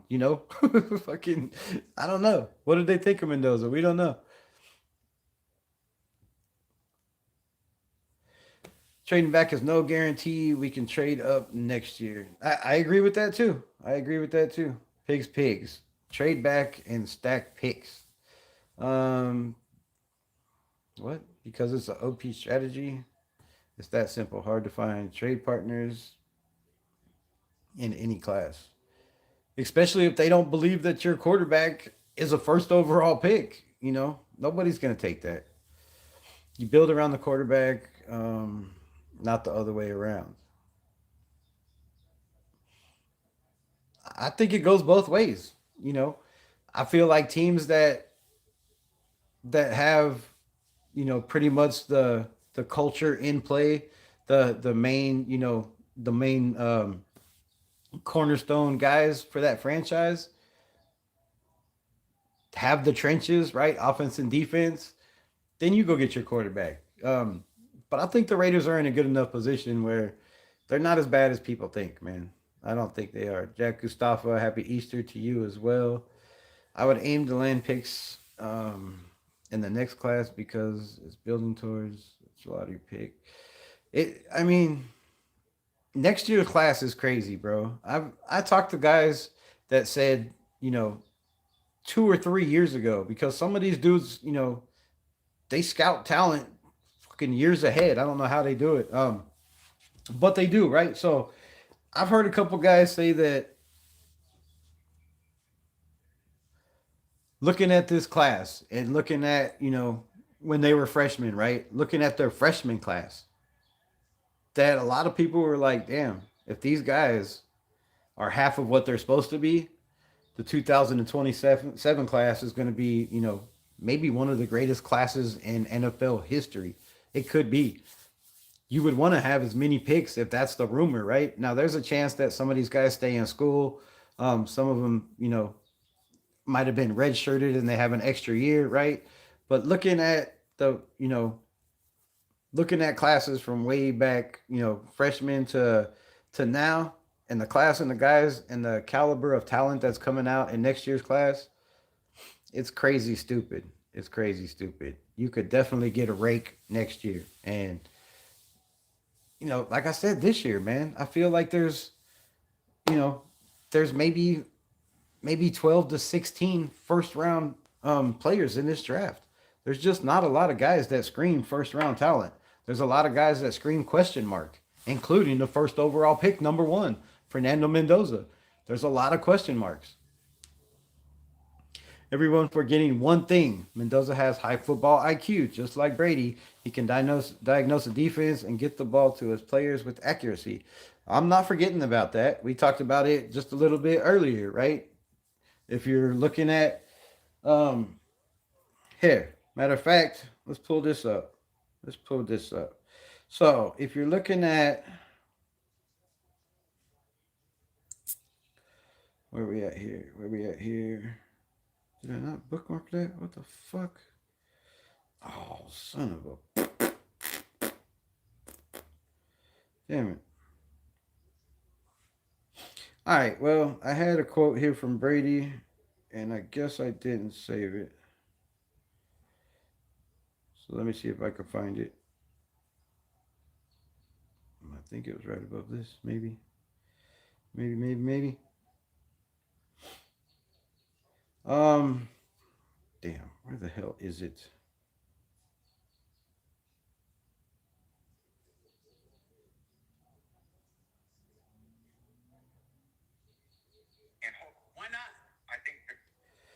All right, that's not it. Damn it. All right, well, I totally lost it. But anyways, like I was saying at the beginning of the broadcast, is pre-snap read, studying the film, knowing where you're going to go with the football before the ball is snapped, knowing that when the ball is snapped and you see guys dropping, or you see the whatever the hell you want to call it, the jack linebacker, or there's a million different terms, but if you see the jack linebacker, creeping to the line, right? He's probably blitzing, right? Or if you see him dropping into a cover two when they were showing zone in cover three, right? The quarterbacks that know that pre-snap are the ones that succeed the most in the NFL. And Mendoza has that. He has that 100%. And I think he's going to be a solid quarterback. You know, the way he the way he plays for his teammates, the way he's willing to try to make everybody around him better. Those are qualities that you don't get in a first round quarterback a lot of times, right? They might have the strongest arm.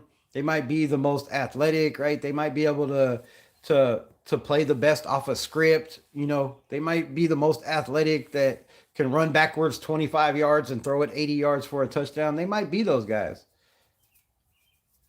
but you don't get guys that are genuine many times in the NFL. There's a lot of guys that are me, and Mendoza is not that. Mendoza is not. Mendoza already won all the awards. He has the mainstream media framing it.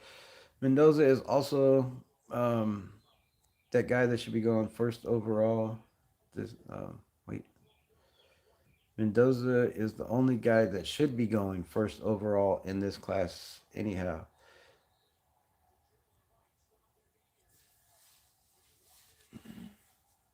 I think you're right. I feel you're right, pigs. I really don't. Like I said, there's 16 guys that I have first round grades on.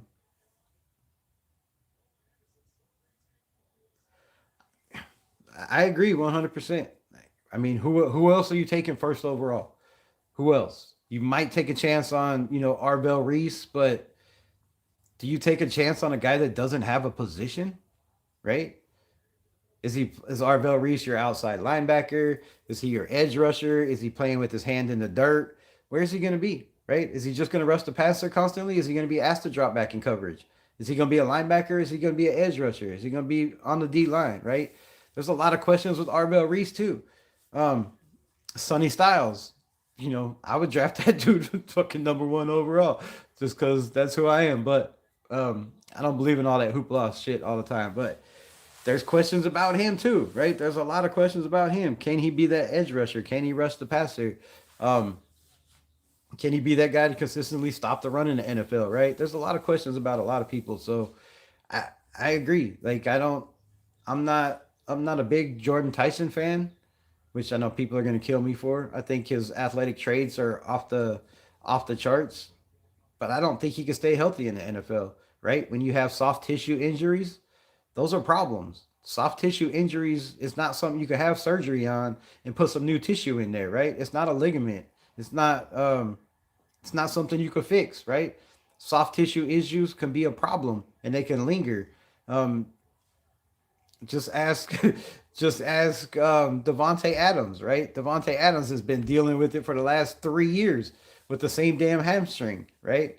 No matter all the treatment, everything he gets, right? It feels like it's good, it's better, but that tissue is soft. And running too hard, going too hard, you're gonna pull that shit, right? So when you got guys with soft tissue injuries, it scares the hell out of me. Cardinal Tate, I'm I'm not as big as on Cardinal Tate as a lot of people when it comes to that either. I feel like his route running scares me, right? Um, when it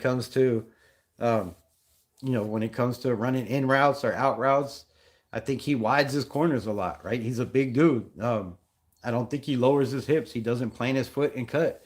I think there's a lot of questions in his route running. Just me, right? His hands, all that, it's good, but shit, can he be just another Dante Thornton?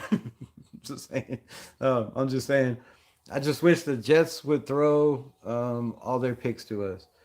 Yeah, well, like my stepdad used to say, wanting one hand and shit in the other, see which one comes first, right? Not to be rude, but just to say, like, a lot of us want that. I mean, in a perfect scenario, right? The Cardinals say, hey, we got a first round pick next year, and you only got to drop down 2 spots. But then who do you take at 3? Who do you take at 3? Monroe Freeland, he plays left tackle, right? Do you reach on a guy? Because really, if I have the second or third overall pick, I feel like a lot of these guys are reaches, big reaches. Um, so I don't know, man. I don't know. I just don't see that scenario where there's teams beating down the door for the Raiders saying, yes, Mendoza is worth 3 overall picks. But I could see a scenario where there are some teams that can look at Mendoza and look at his ceiling and look at his high floor and say he's worth three first round picks. Who those teams are, I don't know. Is it the Arizona Cardinals? Is it the Jets? Is it the Browns? Right? All those teams, I think, in any other year, would be moving up for Fernando Mendoza. But when you look at 15 quarterbacks in next year's draft, I think that changes everything. Everything. If it wasn't for the heavy draft class, for all the quarterbacks that didn't stay in college or that stayed in college and didn't enter the draft this year, if it wasn't for that, I feel a lot of teams would trade up for Mendoza.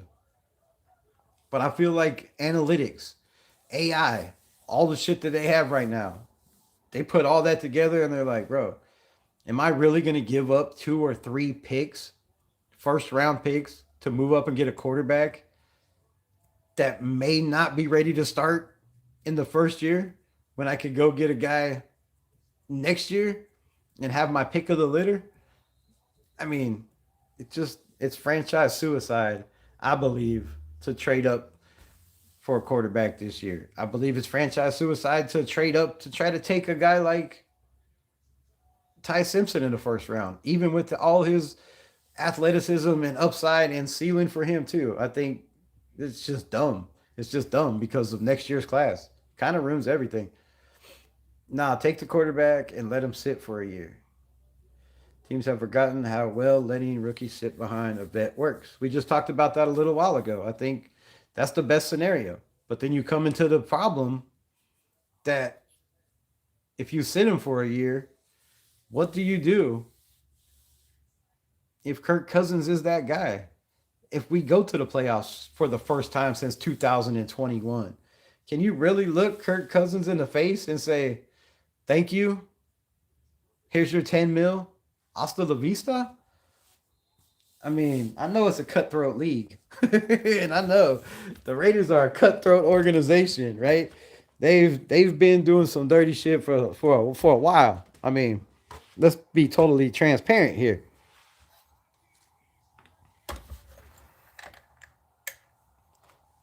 But does Kirk Cousins, the Jesus guy, right? Kirk Cousins, the Jesus guy, does he hold on, I gotta turn this camera off for 1 second. But I'll still be talking. Right? Does Kirk Cousins, the Jesus guy? I mean, not Kirk Cousins. Clint Kubiak, right?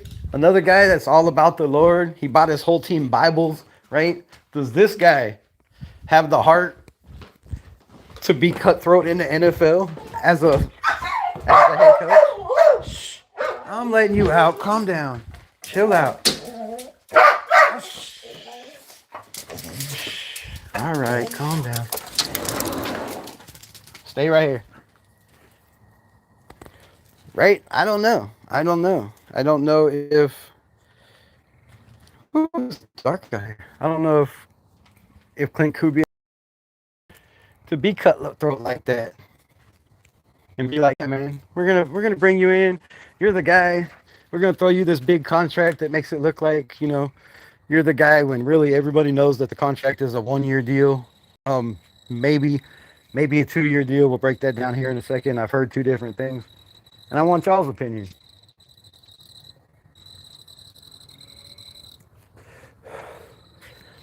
So either way, man, we can have questions about, is Mendoza a first overall pick? I don't think that's the conversation anymore. I think it's, is he starting year one? I think that's the conversation that is now the question.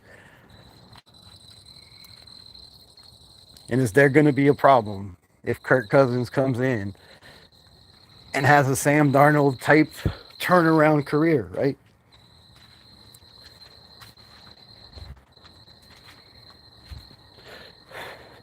Because now you're just asking for more problems, for more controversy, for more stupid takes on people saying, oh, the Raiders are going to do the same thing Minnesota did.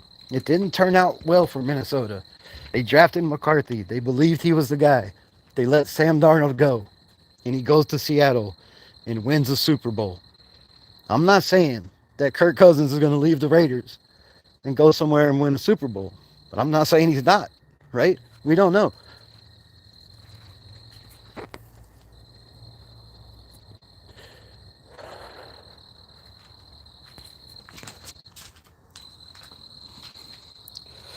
I'd rather draft 2 quarterbacks in this class. Sorry, I don't have my glasses. I can barely see that. We've talked about that too. I would be totally on board with drafting 2 quarterbacks. I think it makes a lot of sense. Damn, that bug is loud. What the hell is that thing? Cricket, shut up.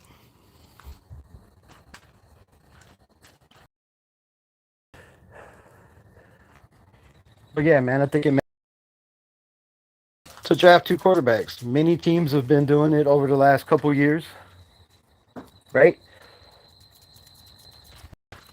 You do that when you have question marks of your first overall. I mean, that makes all the sense in the world. If you're questioning whether the guy you're taking at number 1 overall is going to be the guy of your franchise, then yes, absolutely, you go and draft another guy. And this is the draft to do that. I mean, 100%. If you're talking about being able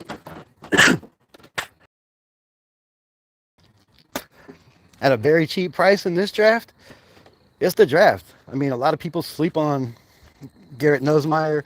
A lot of people are sleeping on Drew Allar. A lot of people are sleeping on all these dudes were projected first round picks last year. What happened? They're still the same person, right? What happened? So, yeah, you can definitely 3 picks in the fourth round get you a quarterback and have a big quarterback controversy. Is that the right thing to do? I don't know. I don't know.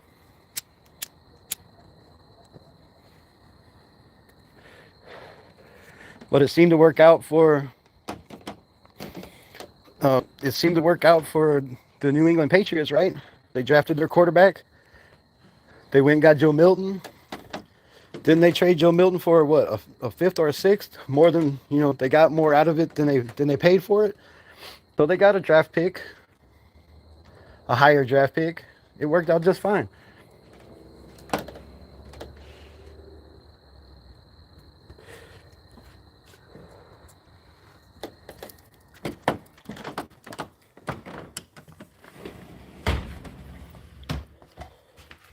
Ooh-wee. So yeah, man, there's a lot of ways this can go. It could be good, it could be bad, it could be the best thing that's ever happened to the Raiders, or it could just turn out to be another one of those Raider moves where they plug in Cousins.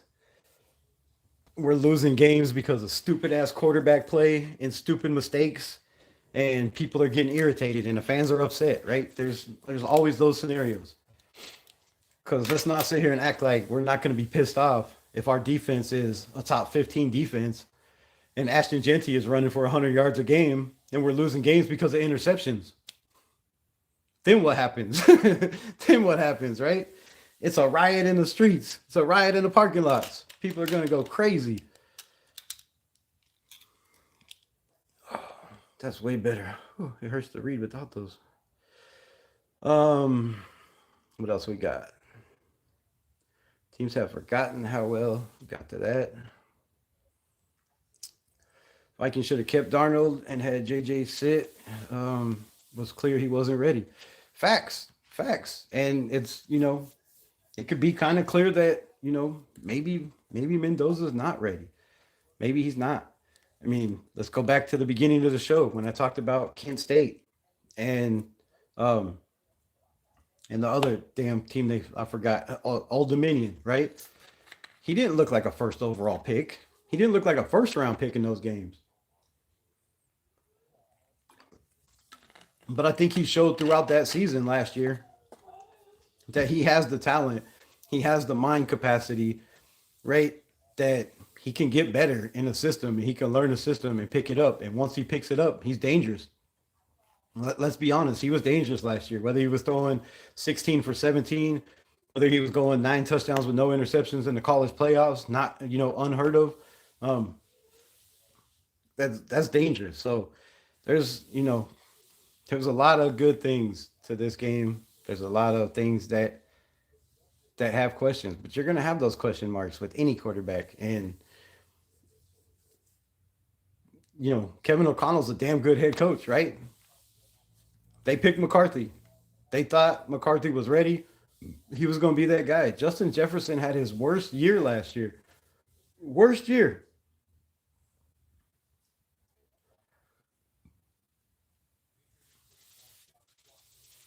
Either way, the Raiders can't win, bro. If you draft Mendoza and you sit him for a year, and then Kirk Cousins is that guy, and you sit him for another year, that's a wasted pick, in my opinion. You're wasting 2 years on a 5-year contract, or a 4-year contract with a fifth-year option. That's the Raiders can't. We're not in that position to do that. Give me Simpson if he falls to the second, and Taylor Green, Peyton, Stan, Nussmeier, Aller, an opportunity to fight for a spot. I think any of those guys would come in and fight for a spot, right? I feel like they would. I think people are sleeping on this quarterback class, man. I've talked about Carson Beck and what he's done over and over and over again. You can't look at Carson Beck and watch the film on this guy and be like, nah, Mendoza's a first round, but Carson Beck isn't. I just don't see that, right? Same thing with Drew Allar. Last year wasn't the greatest, right? He got hurt. But if you look at the film the year before that in 2024, this kid was slinging the rock all over the field. Yes, they had a damn good running game, but they were slinging it. Mendoza obviously high ceiling and just bet on having a ton of picks in this modern NFL. Yeah, I mean, like Kubiak said, in a perfect world, you have a guy that comes in, plays quarterback, and your team gets to learn, right? I'm gonna say the same thing about this draft. In a perfect world, you have the first overall pick, and you have a quarterback or a defensive lineman or a wide receiver or a tackle that everybody wants, and they're willing to throw the house to get them. But we're not in a perfect world, and the Raiders never live in a perfect world. So we're stuck with what we got, man. What we got. All we can do as a franchise is support this young man if he's the pick, get behind him, and give him time to develop, right? To be that guy. And if we don't, we're failing as fans, our franchise, in my opinion. Hell, you could go land Pavia. That kid, he could surprise some people. As the UDFA, and he's probably gonna make some GM look like a wizard. Well, yeah, if you take him at a UDFA, but the problem with Pavia is his character, man. Is his character. You seen him pouting over the Heisman Trophy winner, talking shit on other players. Like those aren't guys you bring in your building in the NFL. So unless that dude has a whole coming to Jesus moment and figures out that, maybe he's the problem and not his athleticism or his height or his hand size or arm size or any of that, I think he'll be all right. But he's got a long way to go. Bringing Kirk Cousins in was a Brady idea, guaranteed. Yeah, I mean, I think it's a Brady move. It sounds like a Brady move, right? Brady had Alex Smith in the building, right? He came in, he got to play one game because Alex Smith was hurt. He looked like shit. Go back and watch. Look at the stats. Tom Brady looked horrible the first year he got to play. But then the next year, right? Then the next year, he got to be that guy. And let's not act like Tom Brady in his first year in the NFL was great. I mean, come on, come on.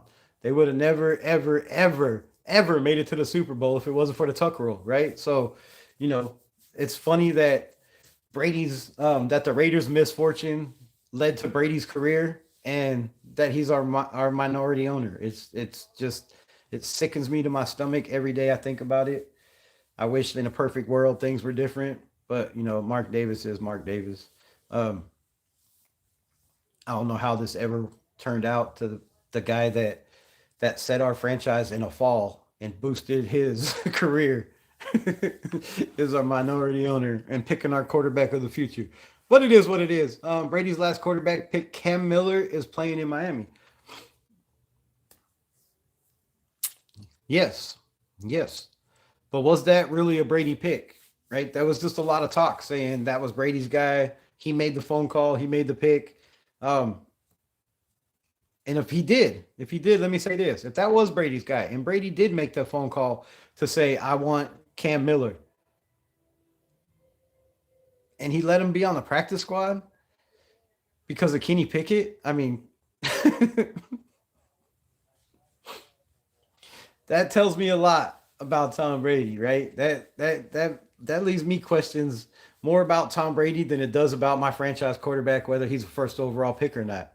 I mean, this is a guy that said, let's go get Cam Miller and let's draft another quarterback and make him a receiver and then lose both of those picks. Those were Tom Brady's first two picks. Like, come on, man. Come on. So, uh, nothing Tom Brady has done so far has impressed me. The Tom Brady effect has been a negative effect, in my opinion.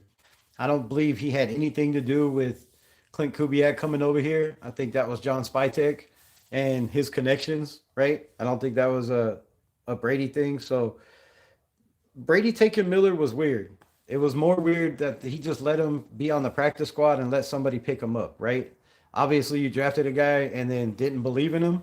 Could they do the same thing to a Fernando Mendoza?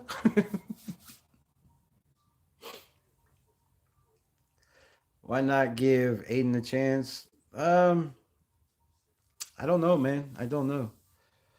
I don't know. I don't know why they didn't give Aiden a chance the last 3 years. To watch a guy in his last 6 or 7 games throw 9 touchdowns to 1 interception as a rookie that come in and got blasted 7 times for sacks in his first start, and then in the season like that, and then get thrown to the back of the line. I don't know. Maybe we deserve everything we get. I don't know. He is obviously good enough to go to the NFL. Hit those thumbs up. God family was good. You Devin? Nope. Kurt was the potential, has the potential to string together wins. But let's not forget. But he was knifing up defenses with Justin Jefferson. In the modern game, he struggled like most quarterbacks the past few years. Well, let's not forget he's going to be 38 years old when the season starts, my guy. So it's not like we're bringing in a spring chicken, right? This dude's been around for many, many, many moons. 37 times 365. It's a lot, bro. It's a lot. I don't know how many moons that is, but it's many. So, I mean, we all know Lawrence, my guy, was good. We all know what Kirk Cousins is, right? We know what he can be. And like I said, he's an if quarterback. If you have a running game, if you have an offensive line, and you have a defense, and guys that can get open, Kirk Cousins is the man. Kirk Cousins is the man. But it's not many times Bush Raider was good. It's not many times in the NFL that you land in scenarios like that. I believe Kirk Cousins had that with the Falcons. I mean, hold up. Let's look at Falcons roster. What was the Falcons roster? I mean, bro, if you got some of these cats on your team and you can't succeed, you really think he's going to come here and succeed with us? But I don't think that's the plan, right? I don't think that's the plan. They're not worried about him succeeding with us. Why am I on Snapchat? What the fuck? All right. What was it? 2024? Let's just go with 2024. Atlanta Falcons roster 2024.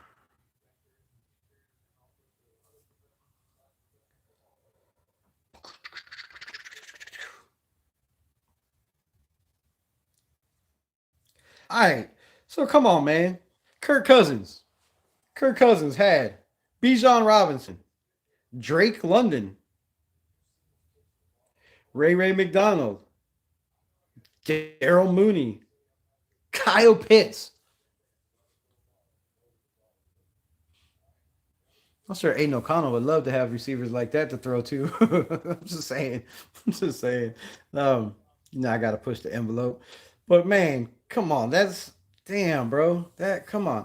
At left tackle, Jake Matthews. Matthew Biron, left guard. Drew Dalman, center. Chris Lindstorm, right guard. Caleb McCreary. That's a solid offensive line, bro. That's a solid offensive line. That's a better offensive line than the Raiders have had in the last 10, 15 years. I mean, let's be truthfully honest here. On defense, you got Grady Jarrett. You got Eddie Goldman. David, I don't know how to say his name. Lorenzo Carter. Caden Ellis. Matt Jordon. AJ Perrell. Matt Hughes. Jesse Bates. Justin Simmons. I mean, let's not act like Atlanta's roster, it was not way better than the Raiders roster. I mean, come on. That roster is not bad at all. And he had 18 touchdowns. Wait, he was 303 for 453 passing, 3,508 yards, 18 touchdowns, 16 interceptions. and rushed and 23 rushes for 0 yards. Um, wait, what? What? Yeah, 23 rushes for 0 yards and 0 touchdowns. His receiver Drake London caught 100 passes for 1,271 yards, 9 touchdowns. The second receiver, Daryl Mooney, has 64 catches for 992 yards. 64 catches for 900. Wait, that was Mooney. Kyle Pitts had 47 catches for 602 yards, 4 touchdowns. Dude, Bijan Robinson had 14 touchdowns. I believe that's more touchdowns than our whole entire offense had last year. Our receivers. Yeah, there are some loud bugs in Arkansas. Damn, I'm that far behind. I wouldn't mind drafting. I wouldn't mind drafting a Mendoza if we are set on him and take him like Sawyer Robinson. Nah. Or someone later in the draft, Washington RG3, Kirk Cousins back in the day. Yeah, that was a good, that was a good setup. RG3 got hurt. Kirk Cousins took over. Took him to some playoffs. End of the day, it should be about competition, right? That's what all this sport is. I blame AOC for being a bum. If he was good, we wouldn't have needed Kirk Cousins. I don't know what to say about that, Lawrence. I don't know what to say about that. Don't make me block you. Don't make me block you. Um, yeah, I really think Clint Kubiak never even turned on the film for Aiden O'Connell. I really don't. I really don't. I mean, come on. The dude got here with a little over a month in the NFL draft. He's watching film on every single player in this draft. Do you think he's got time to worry about the players in the building? That will come after the draft. He'll have time to evaluate those. And, you know, when mini camp and preseason and all that shit starts, it's funny Mendoza will be there on April 7th, the first day of the Raiders practice, right? So Mendoza will be in the building for his visit on the first day of Raiders practice. Jalen Daniels from Kansas, also an option in later rounds. I didn't like his combine. I think he's mobile and athletic, and I don't know. I'm not sold on that. I would take Taylor Green before that just because it's athletic. Church bangs. What? I'm from Las Vegas, born and raised. The Raiders are the worst thing to come to our city. Um, I don't believe I don't believe that's true at all. That is far from the truth. And just wait till they start winning. Don't try to jump on the Raider bandwagon. TC True Wrath, I see you. I remember you. It's logged in the memory. TC Wrath. No, don't try to jump on the bandwagon when we start winning, man. It's not the worst thing that happened to Vegas at all. It's a damn good thing because Vegas came. Now they get an NBA team. Shit, it's all starting to flow, man.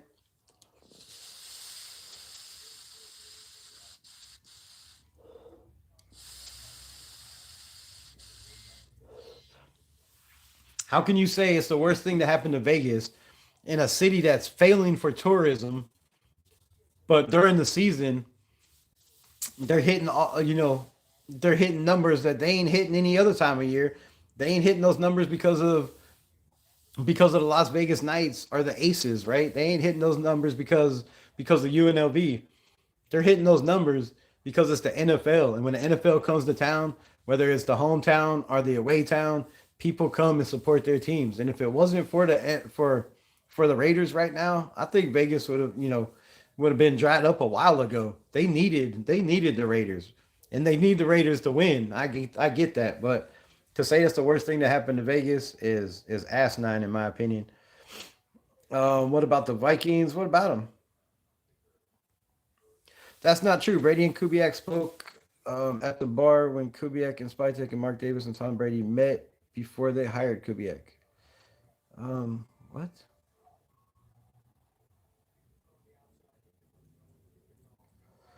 Brady was there? I didn't see any pictures of Brady at that bar.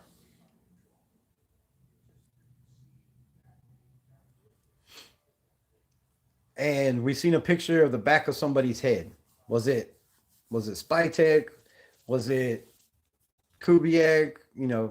We don't know. We do know they met Kubiak, but we don't know who was all in that building. So I don't know. Joe Montana is the GOAT. Joe Montana had a great team, bro. He had a great team. He had one of the best receivers of all time. He had, Roger Craig is a very slept on running back in the NFL history. Raiders need to go back to Oakland. That's crazy.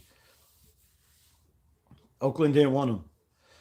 Kubiak also said earlier in an interview presser after being hired that he had spoke to Tom for ages, and Tom Brady was part of the reason why Kubiak took the job. That Tom would regret giving him a thing.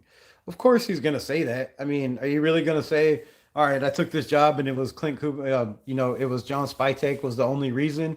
That would make Tom Brady look, you know, like he's not.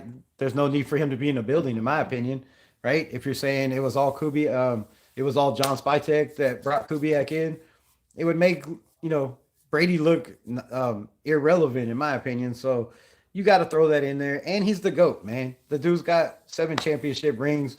Having him, yes, everybody's gonna say that's a main reason,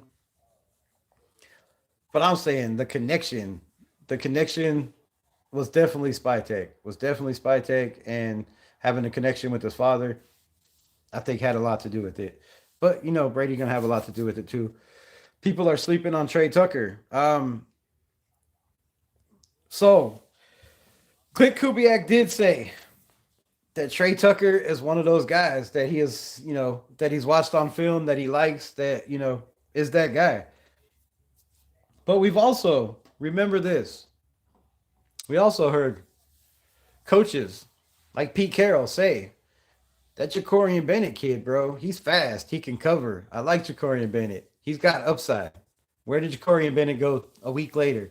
He went to the Eagles, right? So, that we hear that all the time of new coaches coming in and be like, "Yo, this kid, right? Let's hype him up. Let's let somebody think, oh damn, Kubiak believes in this dude. Tom Brady believes in this kid.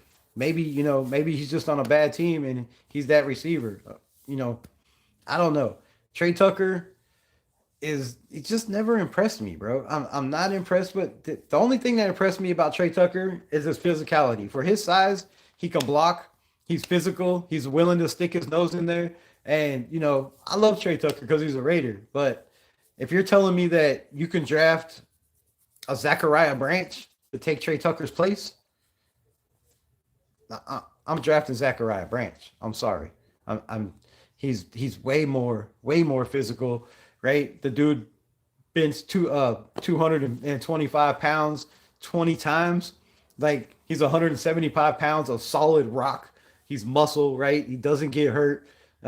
He runs crazy ass routes, and I think you could do way more things with a Zachariah Branch than you could do with a Trey Tucker. Just my opinion. Now Trey Tucker has the experience. He did work, with Devontae Adams. But Trey Tucker, let's be honest, what is he, other than when Aiden O'Connell was throwing in the ball, he's never really had a breakout year, right? He's had some good flashes of some great plays, but that was Aiden O'Connell throwing in the ball. He had, I think, two good touchdowns with Geno Smith throwing in the ball. He looked horrible with Gardner throwing in the ball. I don't know if Trey's that guy. Clint Kubiak can say what he says, but I feel like that just might be trade bait. Thanks for breaking all this down for us, Rebel. I appreciate you. Shout out for the $2 holla. Appreciate it. Tucker had over 600 yards and 5 touchdowns, 12.2 average with Geno Smith, and the league's worst ran offense. Tucker about to ball out with Kubiak and Cousins. I've been hearing this about Tucker for the last 3 years. I heard that when they went and got Luke Getsy. Trey Tucker's going to be the dog, bro. Luke Getsy, man, just look what he did with Devontae Adams, when he was the passing game coordinator, and look what he did to Devontae when he was the quarterback coach. Trey Tucker's going to be that dog. How many catches did he have? Trey Tucker stats 2025. She took a hooker. What? I said Trey Tucker. What the fuck are you looking at? Took a hooker. What? Damn. Am I that country? Fucking, what's this thing talking about? Sucking hookers. Trey Tucker.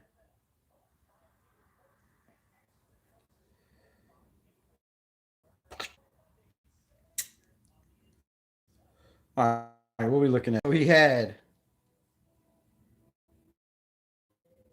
Where'd it go? 57 receptions. Tied for 54th. He had 696 yards, tied for 48th. As a number one receiver, because he was our number one receiver, I don't think that's good enough. Now, you can say about the offense and the system, I get all that. 5 touchdowns, average, 12.2, was 51st in the NFL. So if you're the second quarterback. I mean, you're the second wide receiver on the team, right? You're the number two guy. There's 32 teams. That puts you at half of the second guys.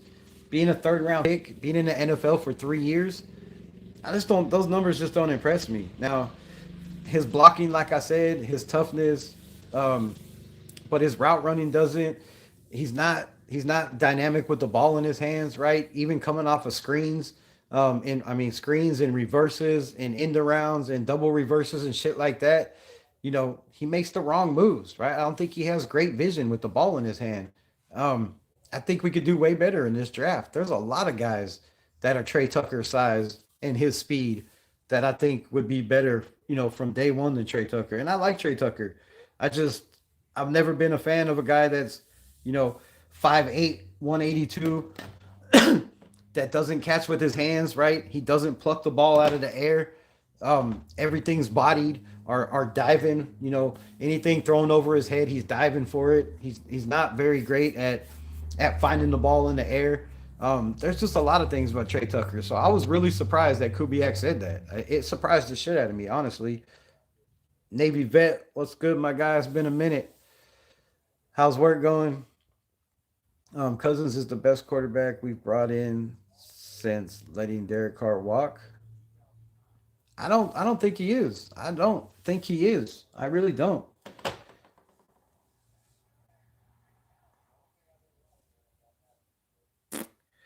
I mean, he didn't start his rookie year, right? So he got to sit behind RG3, right? Wasn't it RG3 he sat behind? RG3 got hurt. Kirk Cousins came in, and he had a decent first year, but I just I don't see anything Cousins special with Cousins. I believe he's better than Jimmy G. Yes, I believe he's better than Gardner. Yes, I don't think he's better than Aiden O'Connell. I don't think his pre-snap read. I don't think his being able to change plays at the line of scrimmage is what's got him a lot of interceptions. Um, Being able to read the defense, I don't think is the same.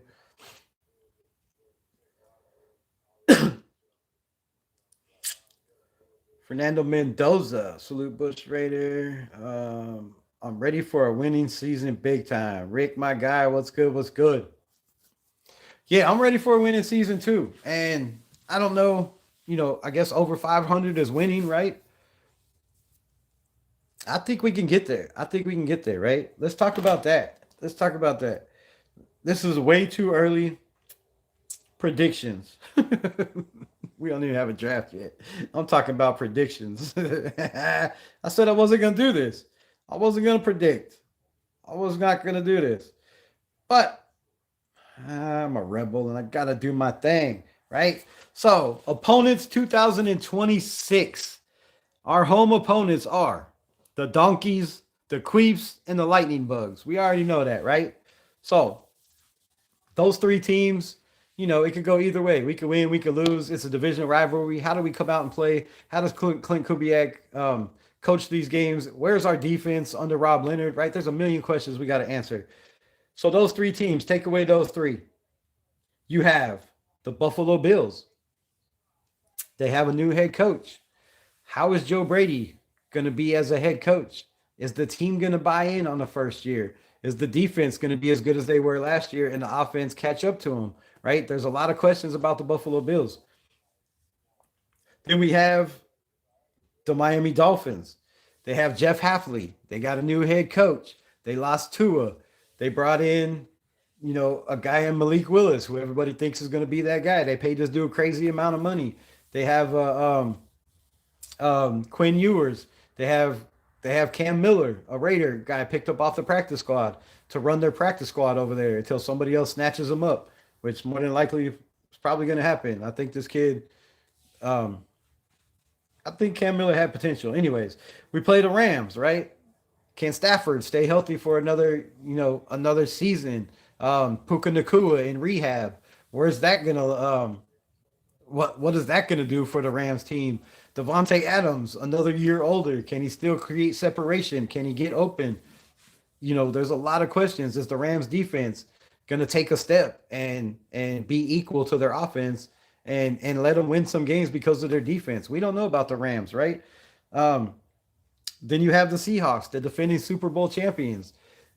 Is their running game going to be the same? Is Sam Darnold going to be the guy he was in the first year without a Clint Kubiak as the offensive coordinator, right? Can this offensive coordinator get the best out of Sam Darnold like Clint Kubiak did in Seattle? We don't know, right? We don't know. So that game could go either way. The Tennessee Titans, we played them pretty well last year, right? They're going to have, a couple more weapons. They have a new head coach. How is Robert Salah?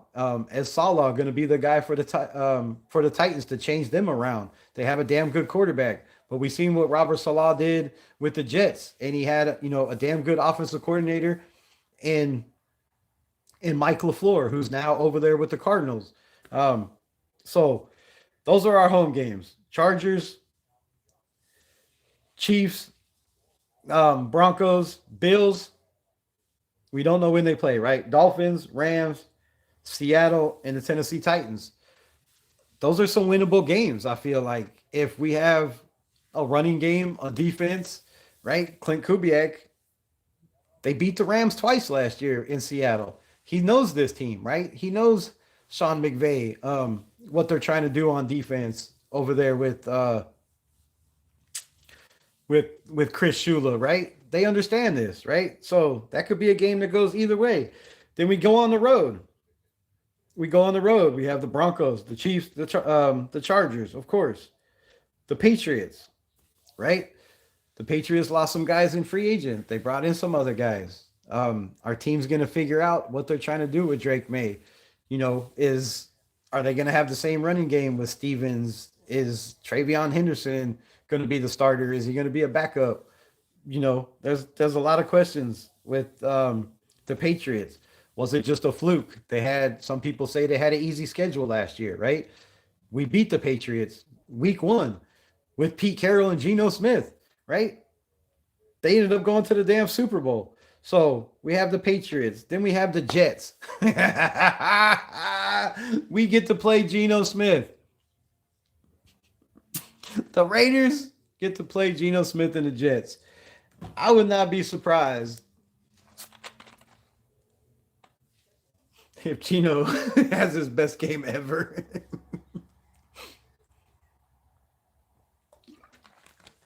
No, real talk though.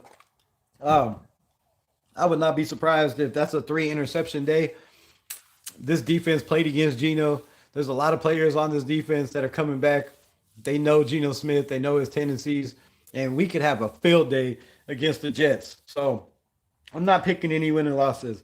And then a game that I am going to have a hard time with because I wanted Mike LaFleur. That's been my coach I wanted for the last 2 years. I think Mike LaFleur is going to do a damn good job. He's a Sean McVay guy. He's going to have them Cardinals shaped and possibly in the playoffs. Will it be before the Raiders? I hope to God not. But we play the Cardinals, and we're going to find out, right? Who's the best coach out of this? Is it Kubiak? Is it my guy, Mike LaFleur? And then we got the San Francisco 49ers. Will that game be in Paris? Will that game be in Mexico? We don't know. But the 49ers, right? We played them in the preseason. Not in the preseason, but in the scrimmage. Did we play them in the preseason last year? Uh, anyways, I don't know. And then I don't know why we have the Browns again, but the Cleveland Browns, bro. Cleveland Browns, they don't know who their quarterback is. Is it going to be Deshaun Watson? Is it going to be Dylan Gabriel? Is it going to be Shador Sanders? Can Shador Sanders prove that, he was worthy of a first overall pick? A lot of questions coming out over there. How can the Raiders be the worst for Las Vegas? The stadium is packed every time, right? Right? We're blowing up Vegas. They brought in so much money. That's just crazy. Plus the communities Raiders, yeah, right. All the work the Raiders do in the city, right? The turkey drives and all that shit. Yeah, that was a clown statement. Trey Tucker is not very good. I mean, I think he could be better, and we got to look at who was throwing him the ball, right? We got to look at the offensive system. The offensive system was trash with Luke Getsy. It got a little bit better with the Turners, right? But it was the same old shit. The offensive line was bad. We had absolutely no running game. You can't ask a receiver to succeed when your quarterback doesn't have time to get him the ball, right? When he doesn't have time to finish his routes before the quarterback's having to improvise, run for his life, or throw interceptions. Gardner Minshew, Geno Smith, and then we played the so we have the Browns, and then we play the Saints. That roster, I mean, that schedule could go either way for us, right? Do we have some games where we're playing back-to-back road games, and we're flying from fucking to Cleveland or to New York, back to with our luck we'll have to play the Jets. We'll fly to New York, play the Jets, and then we'll have to fly to Arizona to play the Cardinals, right? Because that's how they do the Raiders. They don't want us to ever come back and rule the NFL like we once did. But that's it's not a favorable schedule. It's not an easy schedule, but there's some winnable games in there. There's some winnable games. Let's just guess right now. Say we go 3-3 in the division, right? We beat the Chargers, they beat us. We beat the Donkeys, they beat us. We beat the Chiefs, they beat us, right? We go 3-3 in the division. That puts us at 3 wins, 3 losses. Say we lose to the Bills, we beat the Dolphins, lose to the Rams, lose to Seattle, and beat Tennessee. So that'd be 1, 2, 3, 4 wins, 4 losses at home, right? 4-4. That's not bad.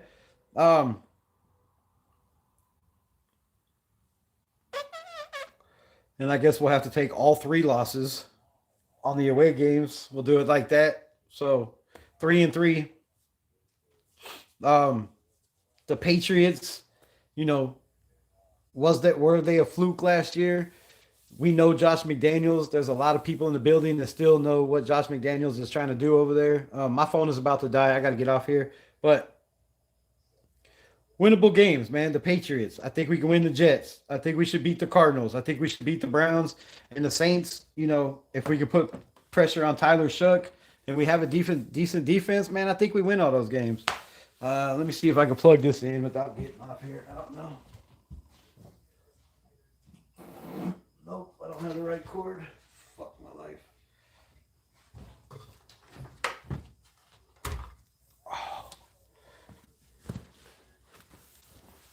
So, lots of scenarios, man. Could go either way, but all right, where is this damn thing?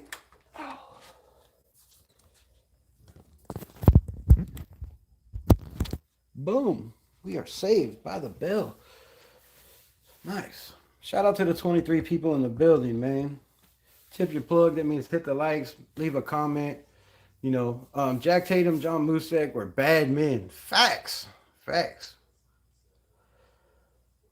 Brady was definitely at the bar. I don't know. Show me pictures, man. You got everything. We're friends on Instagram. Show me pictures and proof where Brady was at that bar. I seen 2 players. I seen Mark Davis and I seen what looked like Clint Kubiak. I didn't see nobody else in those pictures at that bar. At the restaurant, we don't know.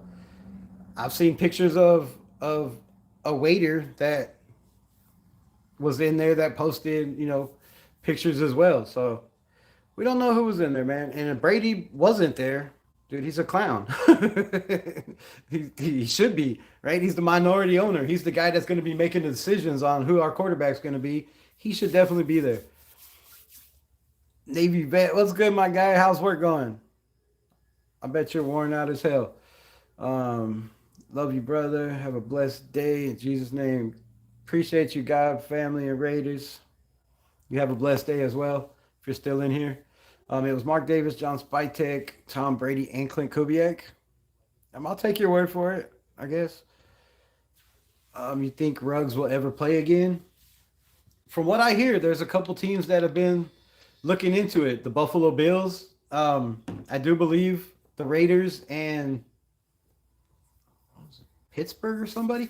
I don't know, but there's been rumors out there that three teams have contacted his agent, contacted his lawyer, and are looking into it. So that would be crazy, bro. That would be crazy for the Raiders to get a Henry Ruggs. Would be absolutely nuts. It was Spytek and Tom who convinced Kubiak. Um, Mark was just the money man.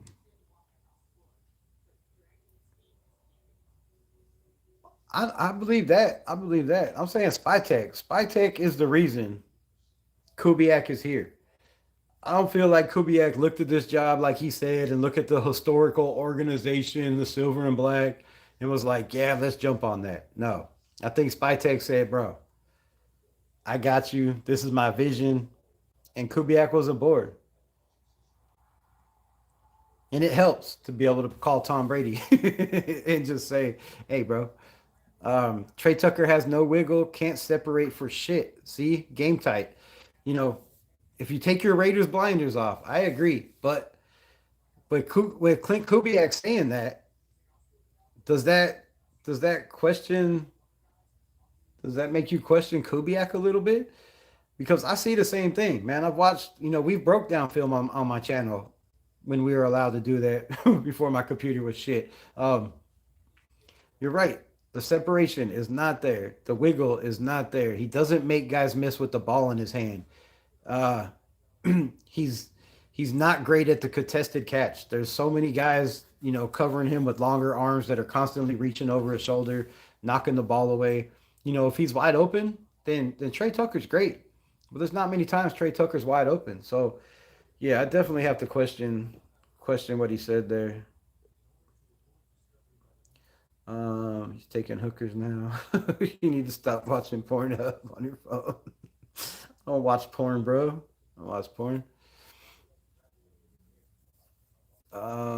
Tucker led the team in touchdowns, right? But but what's that saying? What's that saying, Nutty Nate? What I mean, he had 5 touchdowns. Ashton Genty had 5 touchdowns out of the backfield, bro. Out of the backfield, Genty had 5 touchdowns. Trey Tucker had 5.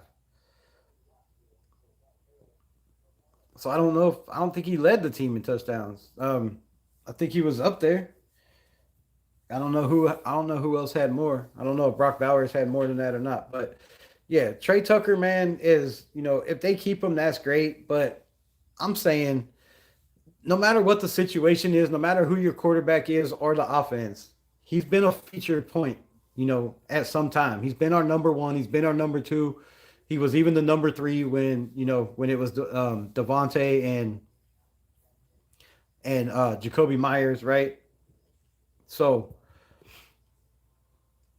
I'm not sold on Trey. I just never have. I don't, like dude said, his separation ain't there. The wiggle's not there. The making guys miss after the catch, right? Having to dive for catches for passes over and over again. I've seen Trey Tucker with perfect place balls, and he's looking at it, and he dives, and it bounces off his head, or dumb shit.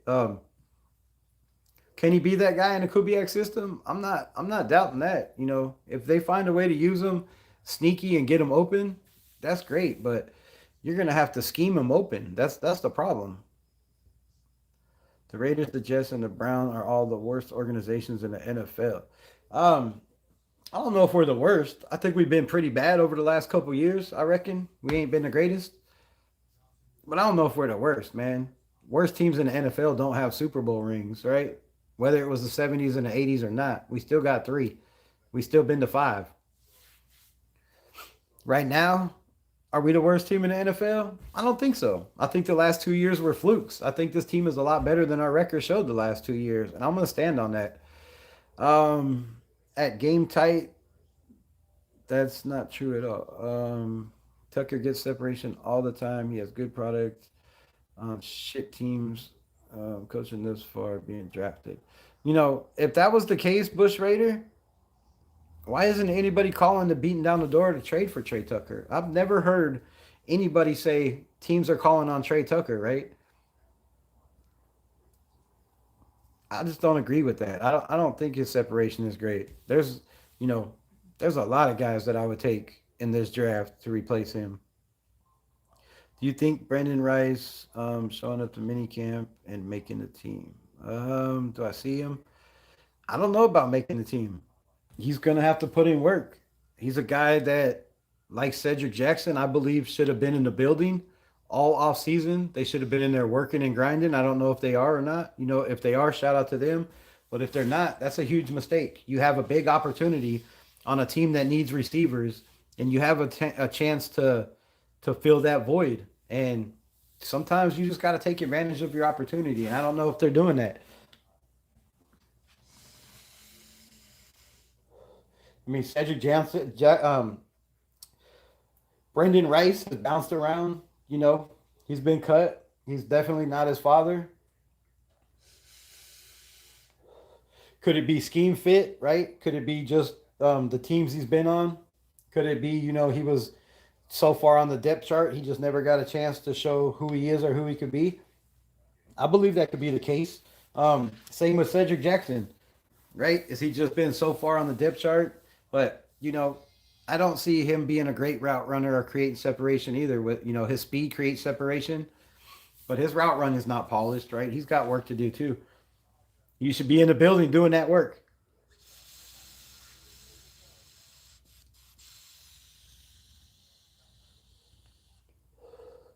Trey Tucker is about to have a breakout year. Book it. So what's a breakout year for him, Bush Raider?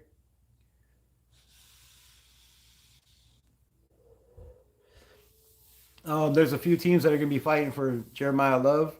What teams are those, Carl? What teams are those? I don't see anybody fighting for him.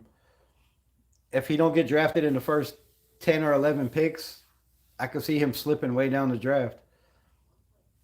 Been working, bro. Yeah, Candy told me. Um, Maybe Vet tried to get in contact with you recently. Good to see you, man. Nice.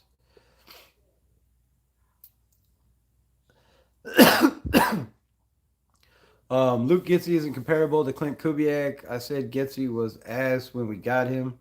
No, he's definitely not comparable. I ain't comparing him. Tucker was 57 of 92. That's bad, bro. That's bad. That's bad. That's bad. 57 of 92? Bro, that's barely over 50%. That's what, 60% of the catches? I mean, I guess 60% is okay, but as a number one, I don't know, man. This is why I said another podcaster that I believe Trey Tucker will get traded during the draft, especially since he's in the eighth year of his rookie deal. In the last year of his rookie deal. I mean, I don't know what. I don't know. I don't know who would trade for Trey Tucker, really. Honestly, you know, I guess he's a good leader in the locker room. Like I said, he learned from Devontae Adams and all that. I don't know how much of a leader he is in the locker room or how much he helps the other guys. But if you're looking at this draft, there's like 15 receivers in this draft that are 5'8", 190 pounds, 180 pounds, that run the same 40 time, that are got way more wiggle. Jack Kenner was good, my guy. Grateful to have you in here, my guy. Appreciate you. Uh, Gino over and under through Tucker multiple times. I'm not disagreeing with that at all whatsoever. whatsoever. There was times that he was open that I thought, they didn't put the ball on him. Uh, but there was also times where he was open and the ball bounced off his hands right in his damn chest. Like if the ball is here and it hits you here, that's a hands problem. That's a small hands problem. Guys with small hands don't make it very well. Now he doesn't turn the ball over a lot. That's a good thing. He doesn't fumble. Um, Cousins was a mistake. He didn't mentor McCarthy um, in the Vikings and didn't mentor Penix in Atlanta. Um, so what he do for Mendoza? I agree. I agree, man. I don't think he's a great mentor. Tucker would have 1,000 yards, 8 to 10 touchdowns last season with a competent quarterback and a scheme. I don't know. I'm not going to project that much. That's crazy. 1,000 yards for Tucker. Look, I would love to see Trey Tucker be that guy. I would love for Trey Tucker to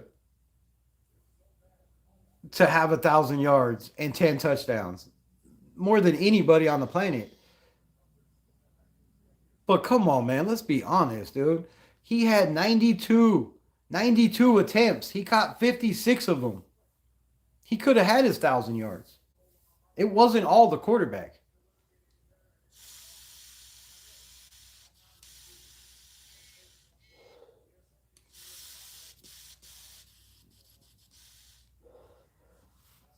It wasn't all the quarterback. Those are a lot of drops. And you barely over 50%. Again, he's damn good. But the problem is, where is he? Is he a number one? Is he your number two? Is he your number three on this roster? I don't see Trey Tucker beating Jalen Naylor out for a spot. I don't see Trey Tucker beating out Jack Best for that slot receiver spot. If they put Naylor on the outside, if we don't get a receiver, I just don't see that happening. I think Jack Best, with his hands, his catch radius, his size, he's going to get better at his route running. He showed that he could get open in the NFL, and I think he takes that slot position. Like I said, could you imagine having Brock Bowers on the line of scrimmage, and then you have Jack Best as your slot with his size? That would be funky. Salute a few people have shown up. Honestly, I don't know. I care on the 2026 win losses. I want a great Mendoza in 2027. I mean, you could say that. I agree with that. Like the win loss thing isn't really the biggest, but let's be honest, you have to win in the NFL. Like if you want Mendoza to be successful, you have to have the team around him have confidence when he comes in 2027, right? If we win 2 games this year, Mendoza's not going to be successful next year. He's going to come in and be like, damn, like this team sucks, right? Now, if you win a couple games, at least go 8-8 or, 8-9 or something in there. 7 wins, 8 wins, at least give them some hope, right? So, yeah, I'm not really, worried about so much of, how good we are, but we got to go on some runs, man. We have to win some games, and you can't turn a culture around by a first year coach coming in and only winning 2 games. That's not going to help us. Watch all the film on Tucker last year and watch how many times he was wide open, um, and instant even targeted on how many times Gino missed him over and under throws in 17 games. I get it. I watched all the Raider games. I broke down, film most of the year. I didn't do it all year, but I still watched, plenty of the all 22. And I feel you, man. I feel you. Trey Tucker was open a lot of times, but I don't think that was because of separation. I think it's because they were playing zone and he was able to find the zone with his speed, but when you're playing the slot and you got press coverage, he's just not it. Now, if you're playing against the zone, I think he could be that guy, right? I think he's fast enough um, to find those soft spots in the zone. But one on one, I just seen him get beat too many times by a third or fourth string corner or safety. Because come on, when you're playing, when you're the third string guy, right? How many times did they line up in trips to the left with Trey Tucker, Brock Bowers, and and whoever else they decided to put over there, right? And they had Jack Besh over there as the X guy multiple times. So I feel like Jack Besh is going to be a guy that could surprise some people coming up. Jimmy Garoppolo, Gardner Minshew, Geno Smith, Aiden O'Connell, Desmond Ritter. Which is the better quarterback than Kirk Cousins? None of which I like Aino potential, but he's um, not better than Kirk Curley. I disagree on that. If you look at Kirk Cousins' last 3 years, he's declined tremendously. And I believe Aiden O'Connell is on the up. Like he's only getting better. He's only in his third year. He's only played in 20 games.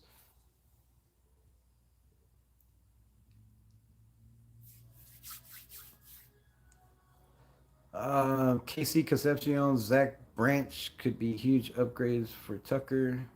Plus, we also signed Naylor. I don't know. I don't know about a KC Concepcion. Some of these receivers in this draft have questions. I have questions, but they would make damn good number twos or threes. A lot of quarterbacks we have been ass over the years. Aiden O'Connell has been inconsistent under pressure when his opportunities have come, and has never really come in. Look at Kirk Cousins under pressure. Go back and watch film of Kirk Cousins under pressure when they blitz. His decision making, his pre-snap reads, calling out blitzers, not seeing guys that are obviously blitzing when you're looking at the line of scrimmage. And he's just letting those guys come free, right? Not checking it off. So Kirk Cousins is not the greatest under pressure either. Now this system is definitely going to help. I mean, I think Clint Kubiak, the way he runs his offense, is going to help any quarterback. I mean, look what it did for Sam Darnold last year. Lopez, our new HC, gave praise on Tucker.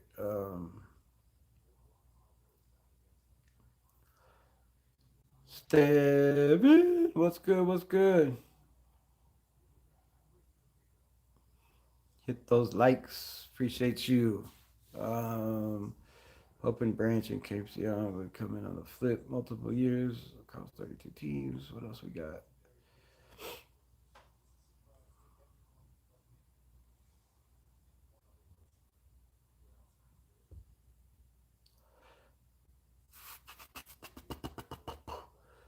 He was over or underthrown multiple times. Raiders are cooked. Crazy, bro. Crazy, bro. We are on the rise. We are on the rise. We are on the rise. Hey, bro, I'm stealing GA. Um, my job fired me permanently. Um, oh, your job hired you permanently. Nice, nice. That's hella good news. You can't throw out last year when you have a quarterback lined up with ass line. It was a Diddy party. Yeah, it was bad. It was bad.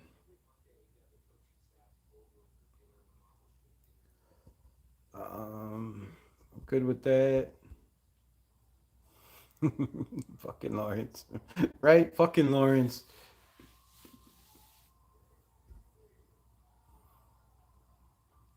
Yeah, yeah, yeah. The autumn wind. That's what I'm talking about.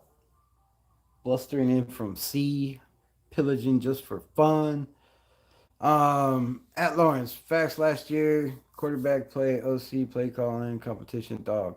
But that's what makes you best, right? I mean, that's what brings out the best in people is when not everything is great, right? That shows who you are. That shows who you are. And even when everything was great, Kirk Cousins had a shit year 2 years ago. There's no way around it, man. There's no way around it.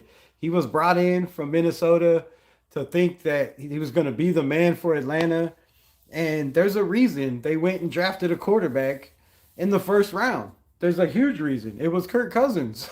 He was the reason, bro. He was the reason. They brought this dude in, thought he was going to be the man. It was like, bro, 18 touchdowns, 16 interceptions is not, right? It's not. Now, he's back with Kubiak. They have 3 years together. They have some time and experience. It could be pretty good, but it could also it could also just be shit. I would kick anyone that says Mark is not a Raider. What? Hot takes. We should trade Meyer for a third round, a third slash fourth. Jack Besh would be an elite tight end too. He's not a good enough blocker to be a tight end too, though. Like that was his thing coming out of college was he was supposed to be a great blocker. I've seen as much as I like Jack Besh, I've seen him get put on his ass, bro, over and over and over again in the NFL trying to block. A lot of plays got blown up. Ashton Genty got blown up a couple times because of Jack Besh coming across in motion and just stopping and standing because he didn't know who to block. Why the dude just killed our running back. So he's got to work on that. Tight end, I don't know. I like him at the slot. I like him at the slot sometimes on the outside, because he's going to win those 50-50 balls. Um, Navy and you, I love you both. Appreciate that. Spytech to whom? It was Spytech who Tom who both brought in Kubiak.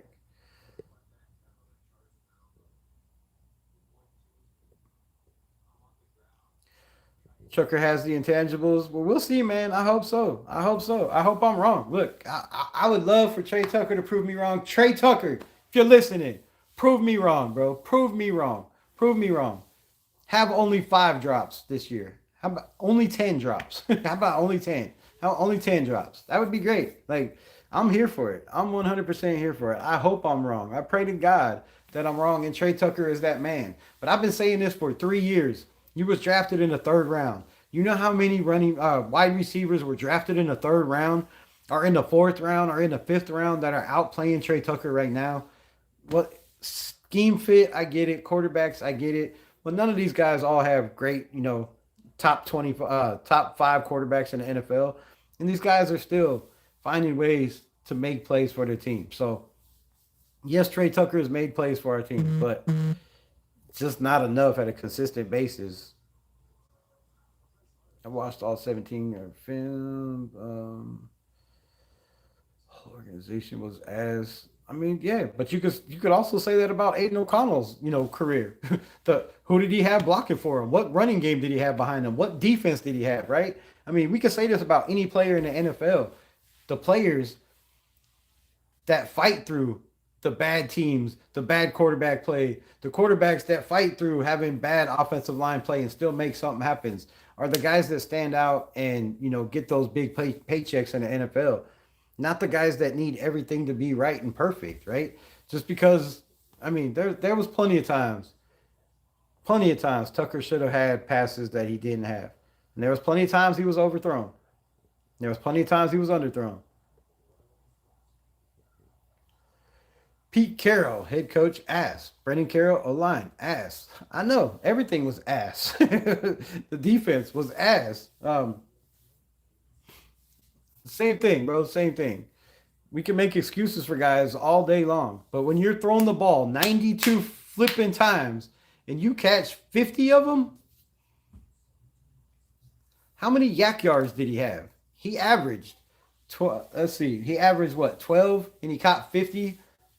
That's pretty much his yardage, right? There's no yards after the catch. There's plenty of times I see him catch the ball and just fall down. Also, not even trying to make a play, worried about getting hit. Trey could be that guy, and I hope Kubiak is right. I really, really do. But there's nothing about Trey Tucker that screams breakout year, or, the only thing it screams to me is wide receiver 3 or 4. And that's what he's going to be in this system. Wide receiver 3 or 4.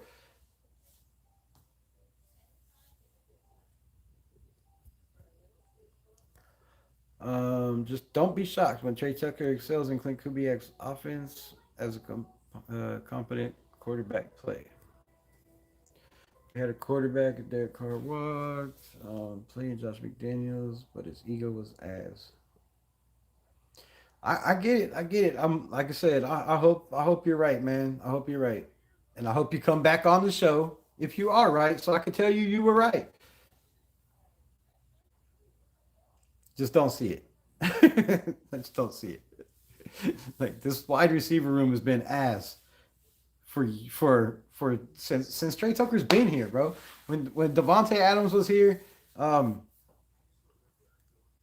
and Jacoby Meyer, we were still like one of the worst ranked offensive wide receiver groups for a reason. For a reason, like our wide receivers aren't it.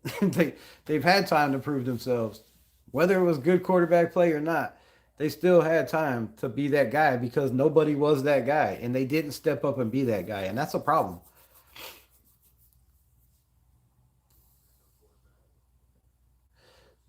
Fu Pete Carroll for not playing rookies. Facts. Maybe FC would have been Trey Tucker would have been better. I think Trey Tucker would have had way better games. 1,000 yards, 8 to 10 touchdowns. All right, we'll see. I'm gonna hold you to that. Which you would have had in 2025 if the quarterback can play was consistent. He was with 60%. Gino was ass. But you can also say this, my guy, right? You can also look at it this way. If Trey Tucker was a better wide receiver and created separation at the line of scrimmage, that Geno Smith would have had less sacks and less interceptions, and we might have had more plays because he could have got the ball out fast. How many times did Geno drop back in the pocket and sit there looking around going, I got nobody to throw to? It's because we didn't have any receivers that can create separation or get open besides Brock Bowers. Ada would have been better, inconsistent when given opportunity. I, so 64% completion ratio, 22 touchdowns to 10 interceptions is inconsistent in the NFL nowadays. When you're getting spot starts, that's crazy to me. That's crazy to me. Did he overthrow some passes? Yes. But you know how many drops Aiden O'Connell had? You know how many times he threw the ball right to the receiver and they didn't catch it? Or they got it knocked away because they couldn't win after a catch? Or, you know, didn't have an online trade to work with him online. And you had Devontae Adams in the building training Trey Tucker, right? Showing him how to run routes, and he's still not even that crisp. Cousins not being brought in to mentor, he was brought in to play and start. Kubiak said it himself. Cousins isn't there to mentor, and that's the coach's job. But that doesn't mean that either one of these quarterbacks can't beat out Kirk Cousins. To me, that's a problem. If you're telling me my head coach is saying Kirk Cousins is the starter already, that's a problem for me. That's a problem.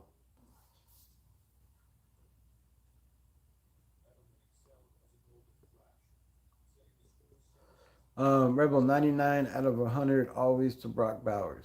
That would work. Wide receiver one or two doesn't really matter what you call it. A guy productive in the field. Tucker will be utilized like how Ruggs was supposed to be under Gruden in play action. I hope he's that guy, bro. I hope he's that JSN. I really do. I hope he could be that guy. I just don't see him having the skills, having the contested catches, those short arms, those small hands. It's a recipe for disaster, right? It's not a drop ball if it's deflected, if the players knock it away. And too many times I see guys glued to Trey Tucker.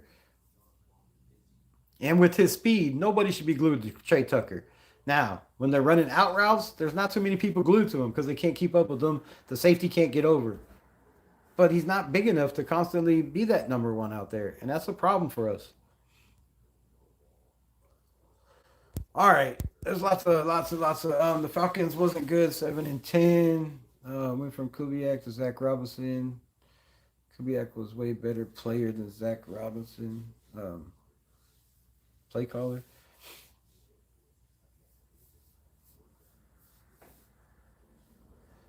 The Falcons team wasn't good because they couldn't get consistent quarterback play. When you end red zone drives with turnovers, your team loses more times than not. More times than not. Check out the red zone stats. Look at the numbers. Leave a comment after this live. How y'all feel about Clint Kubiak, about the Brady scenario, about the quarterbacks? Are the Raiders making the right move and bringing in Kirk Cousins? Is it going to help Mendoza's growth? And does Kirk Cousins deserve to be that guy day one and just be handed a job? Will there be a quarterback competition? Will Spytek and Coach Kubiak be a man of their word and do what they say and put the best 11 on the field on both sides of the ball? That has been yet to be seen by any coach that has come in, and I believe it when I see it. I'm from the damn Missouri, bro, the show me state, right? Don't talk about it, be about it. So until the Raiders can show me, until Kubiak can show me that what he says is bond, like Spytek has kind of done, right? He said some things that weren't 100% legit, but it is the NFL. It is, a lying sport. You have to lie to people. You can't always tell people the truth and be 100% transparent. I get that. But until this team shows that Clint Kubiak is the guy, that he can be a head coach and an offensive coordinator, or was it even Clint Kubiak to begin with, right? Clint Kubiak said himself in the interview that if he didn't have the guys around him, he wouldn't be nothing. He said Rick Dennison is one of the greatest, what do I want to say? Play organizers and putting plays together, right? When you're going against a team, that tells me that wasn't Kubiak. That tells me that was Rick Dennison doing all this shit, right? How much of Clint Kubiak's success is Clint Kubiak? That will be remain to be seen. Shout out for the $2 holla. Again, appreciate everybody that rocked with your guy. Everybody that commented, everybody that had their opinion. None of your opinions are wrong. I'm never right. I'm just kidding. But nobody's opinions are wrong, man. It's just takes. We'll see what happens. My guy Bush Ready says that's not all trade Tucker Yak yards ability. He had 292 yards from 696. That's not bad. That's not bad. That's pretty damn good. But that's that horrible quarterback throwing receivers open, though, too. Saying, right? I don't see him making guys miss. I just don't. Raiders win 5 or 6 games. I don't care. It's about 2026. It's about 2027. I see us doing a little bit better than that. I hope so. Guarantee if Carr was quarterback with Tucker, Tucker's numbers would be better. That's because every quarterback or every wide receiver that's played with Derek Carr, he's made better. He was that type of guy. Kirk Cousins is not the guy that's going to make wide receivers better. He threw the ball up for Justin Jefferson when he had 2,000 yards. Just throw it. Let him go get it. Like, that's how it works. Viper Edit, what's good? Viper Edits. Nice. 49ers. Pull up when we play. I'll be doing live streams. Gino was ass plain and simple. Just put that on the receivers. That's not true. Gino was ass, but it wasn't ass all the time. Let's be honest with that too. I mean, come on, let's be completely transparent. Gino had some nice touchdowns. He had 18. Some of those were some nice throws. Some of them were okay throws, right? He had his moments. They weren't just, horrible play every single snap. The offense didn't help. The fact that we had no running game, consistent every game didn't help. The fact that coaches are beating heads like Rams doesn't help. There's a lot of problems and a lot of things that go into it. No, it wasn't all Trey Tucker. But to say that Trey Tucker is going to be the guy when we plan on drafting probably 1 or 2 receivers in this draft. Before I get to go, I forgot news around the second round pick. Second round pick there are some rumors and talks that the Raiders could possibly trade back out of 36 to pick up more draft capital. I don't think anybody thinks that's, a big, news or breaking, but who they're looking at. I'm hearing Jeremy Bernard kind of left a pretty good statement with the Las Vegas Raiders. And if the Las Vegas Raiders could move back from 36, I would be absolutely surprised and shocked if Jeremy Bernard is not the pick if they can trade back. So that's the talk around the second overall pick. Also, don't be surprised if the board doesn't fall their way or the board doesn't go their way with the guys that they want, that they go edge rusher 36. Just what I'm hearing. Just what I'm hearing, right? With the questions with Max Crosby, you don't know what Twitty Payne is going to be. We don't know what any of our guys are. Tyree Wilson, how's he going to be? We don't know what any of these defensive edge guys, Malcolm Kuntz, are going to be under Robbie Leonard. Are they going to be unleashed? Are they going to be chained, right? We don't know. So the Raiders don't know either. And there's a lot of speculations that if certain guys end up falling, that they could be surprising some people with the edge rusher in this draft. I don't know, but we shall see. That's a spy tech move. I can see it. Building, building, building. And I wouldn't be surprised if they trade back twice in this draft. So, again, damn, 2 hours and 50 minutes. That's a long ass time. Shout out to everybody that rocked with me. I'm still working on the computer. So, as soon as I get this shit figured, we'll do some more mock drafts. Appreciate everybody. Much love. Peace. Protect your family, yourself, friends, loved ones, and always protect your mind, man. Mind is a valuable thing to waste. Peace. Much love.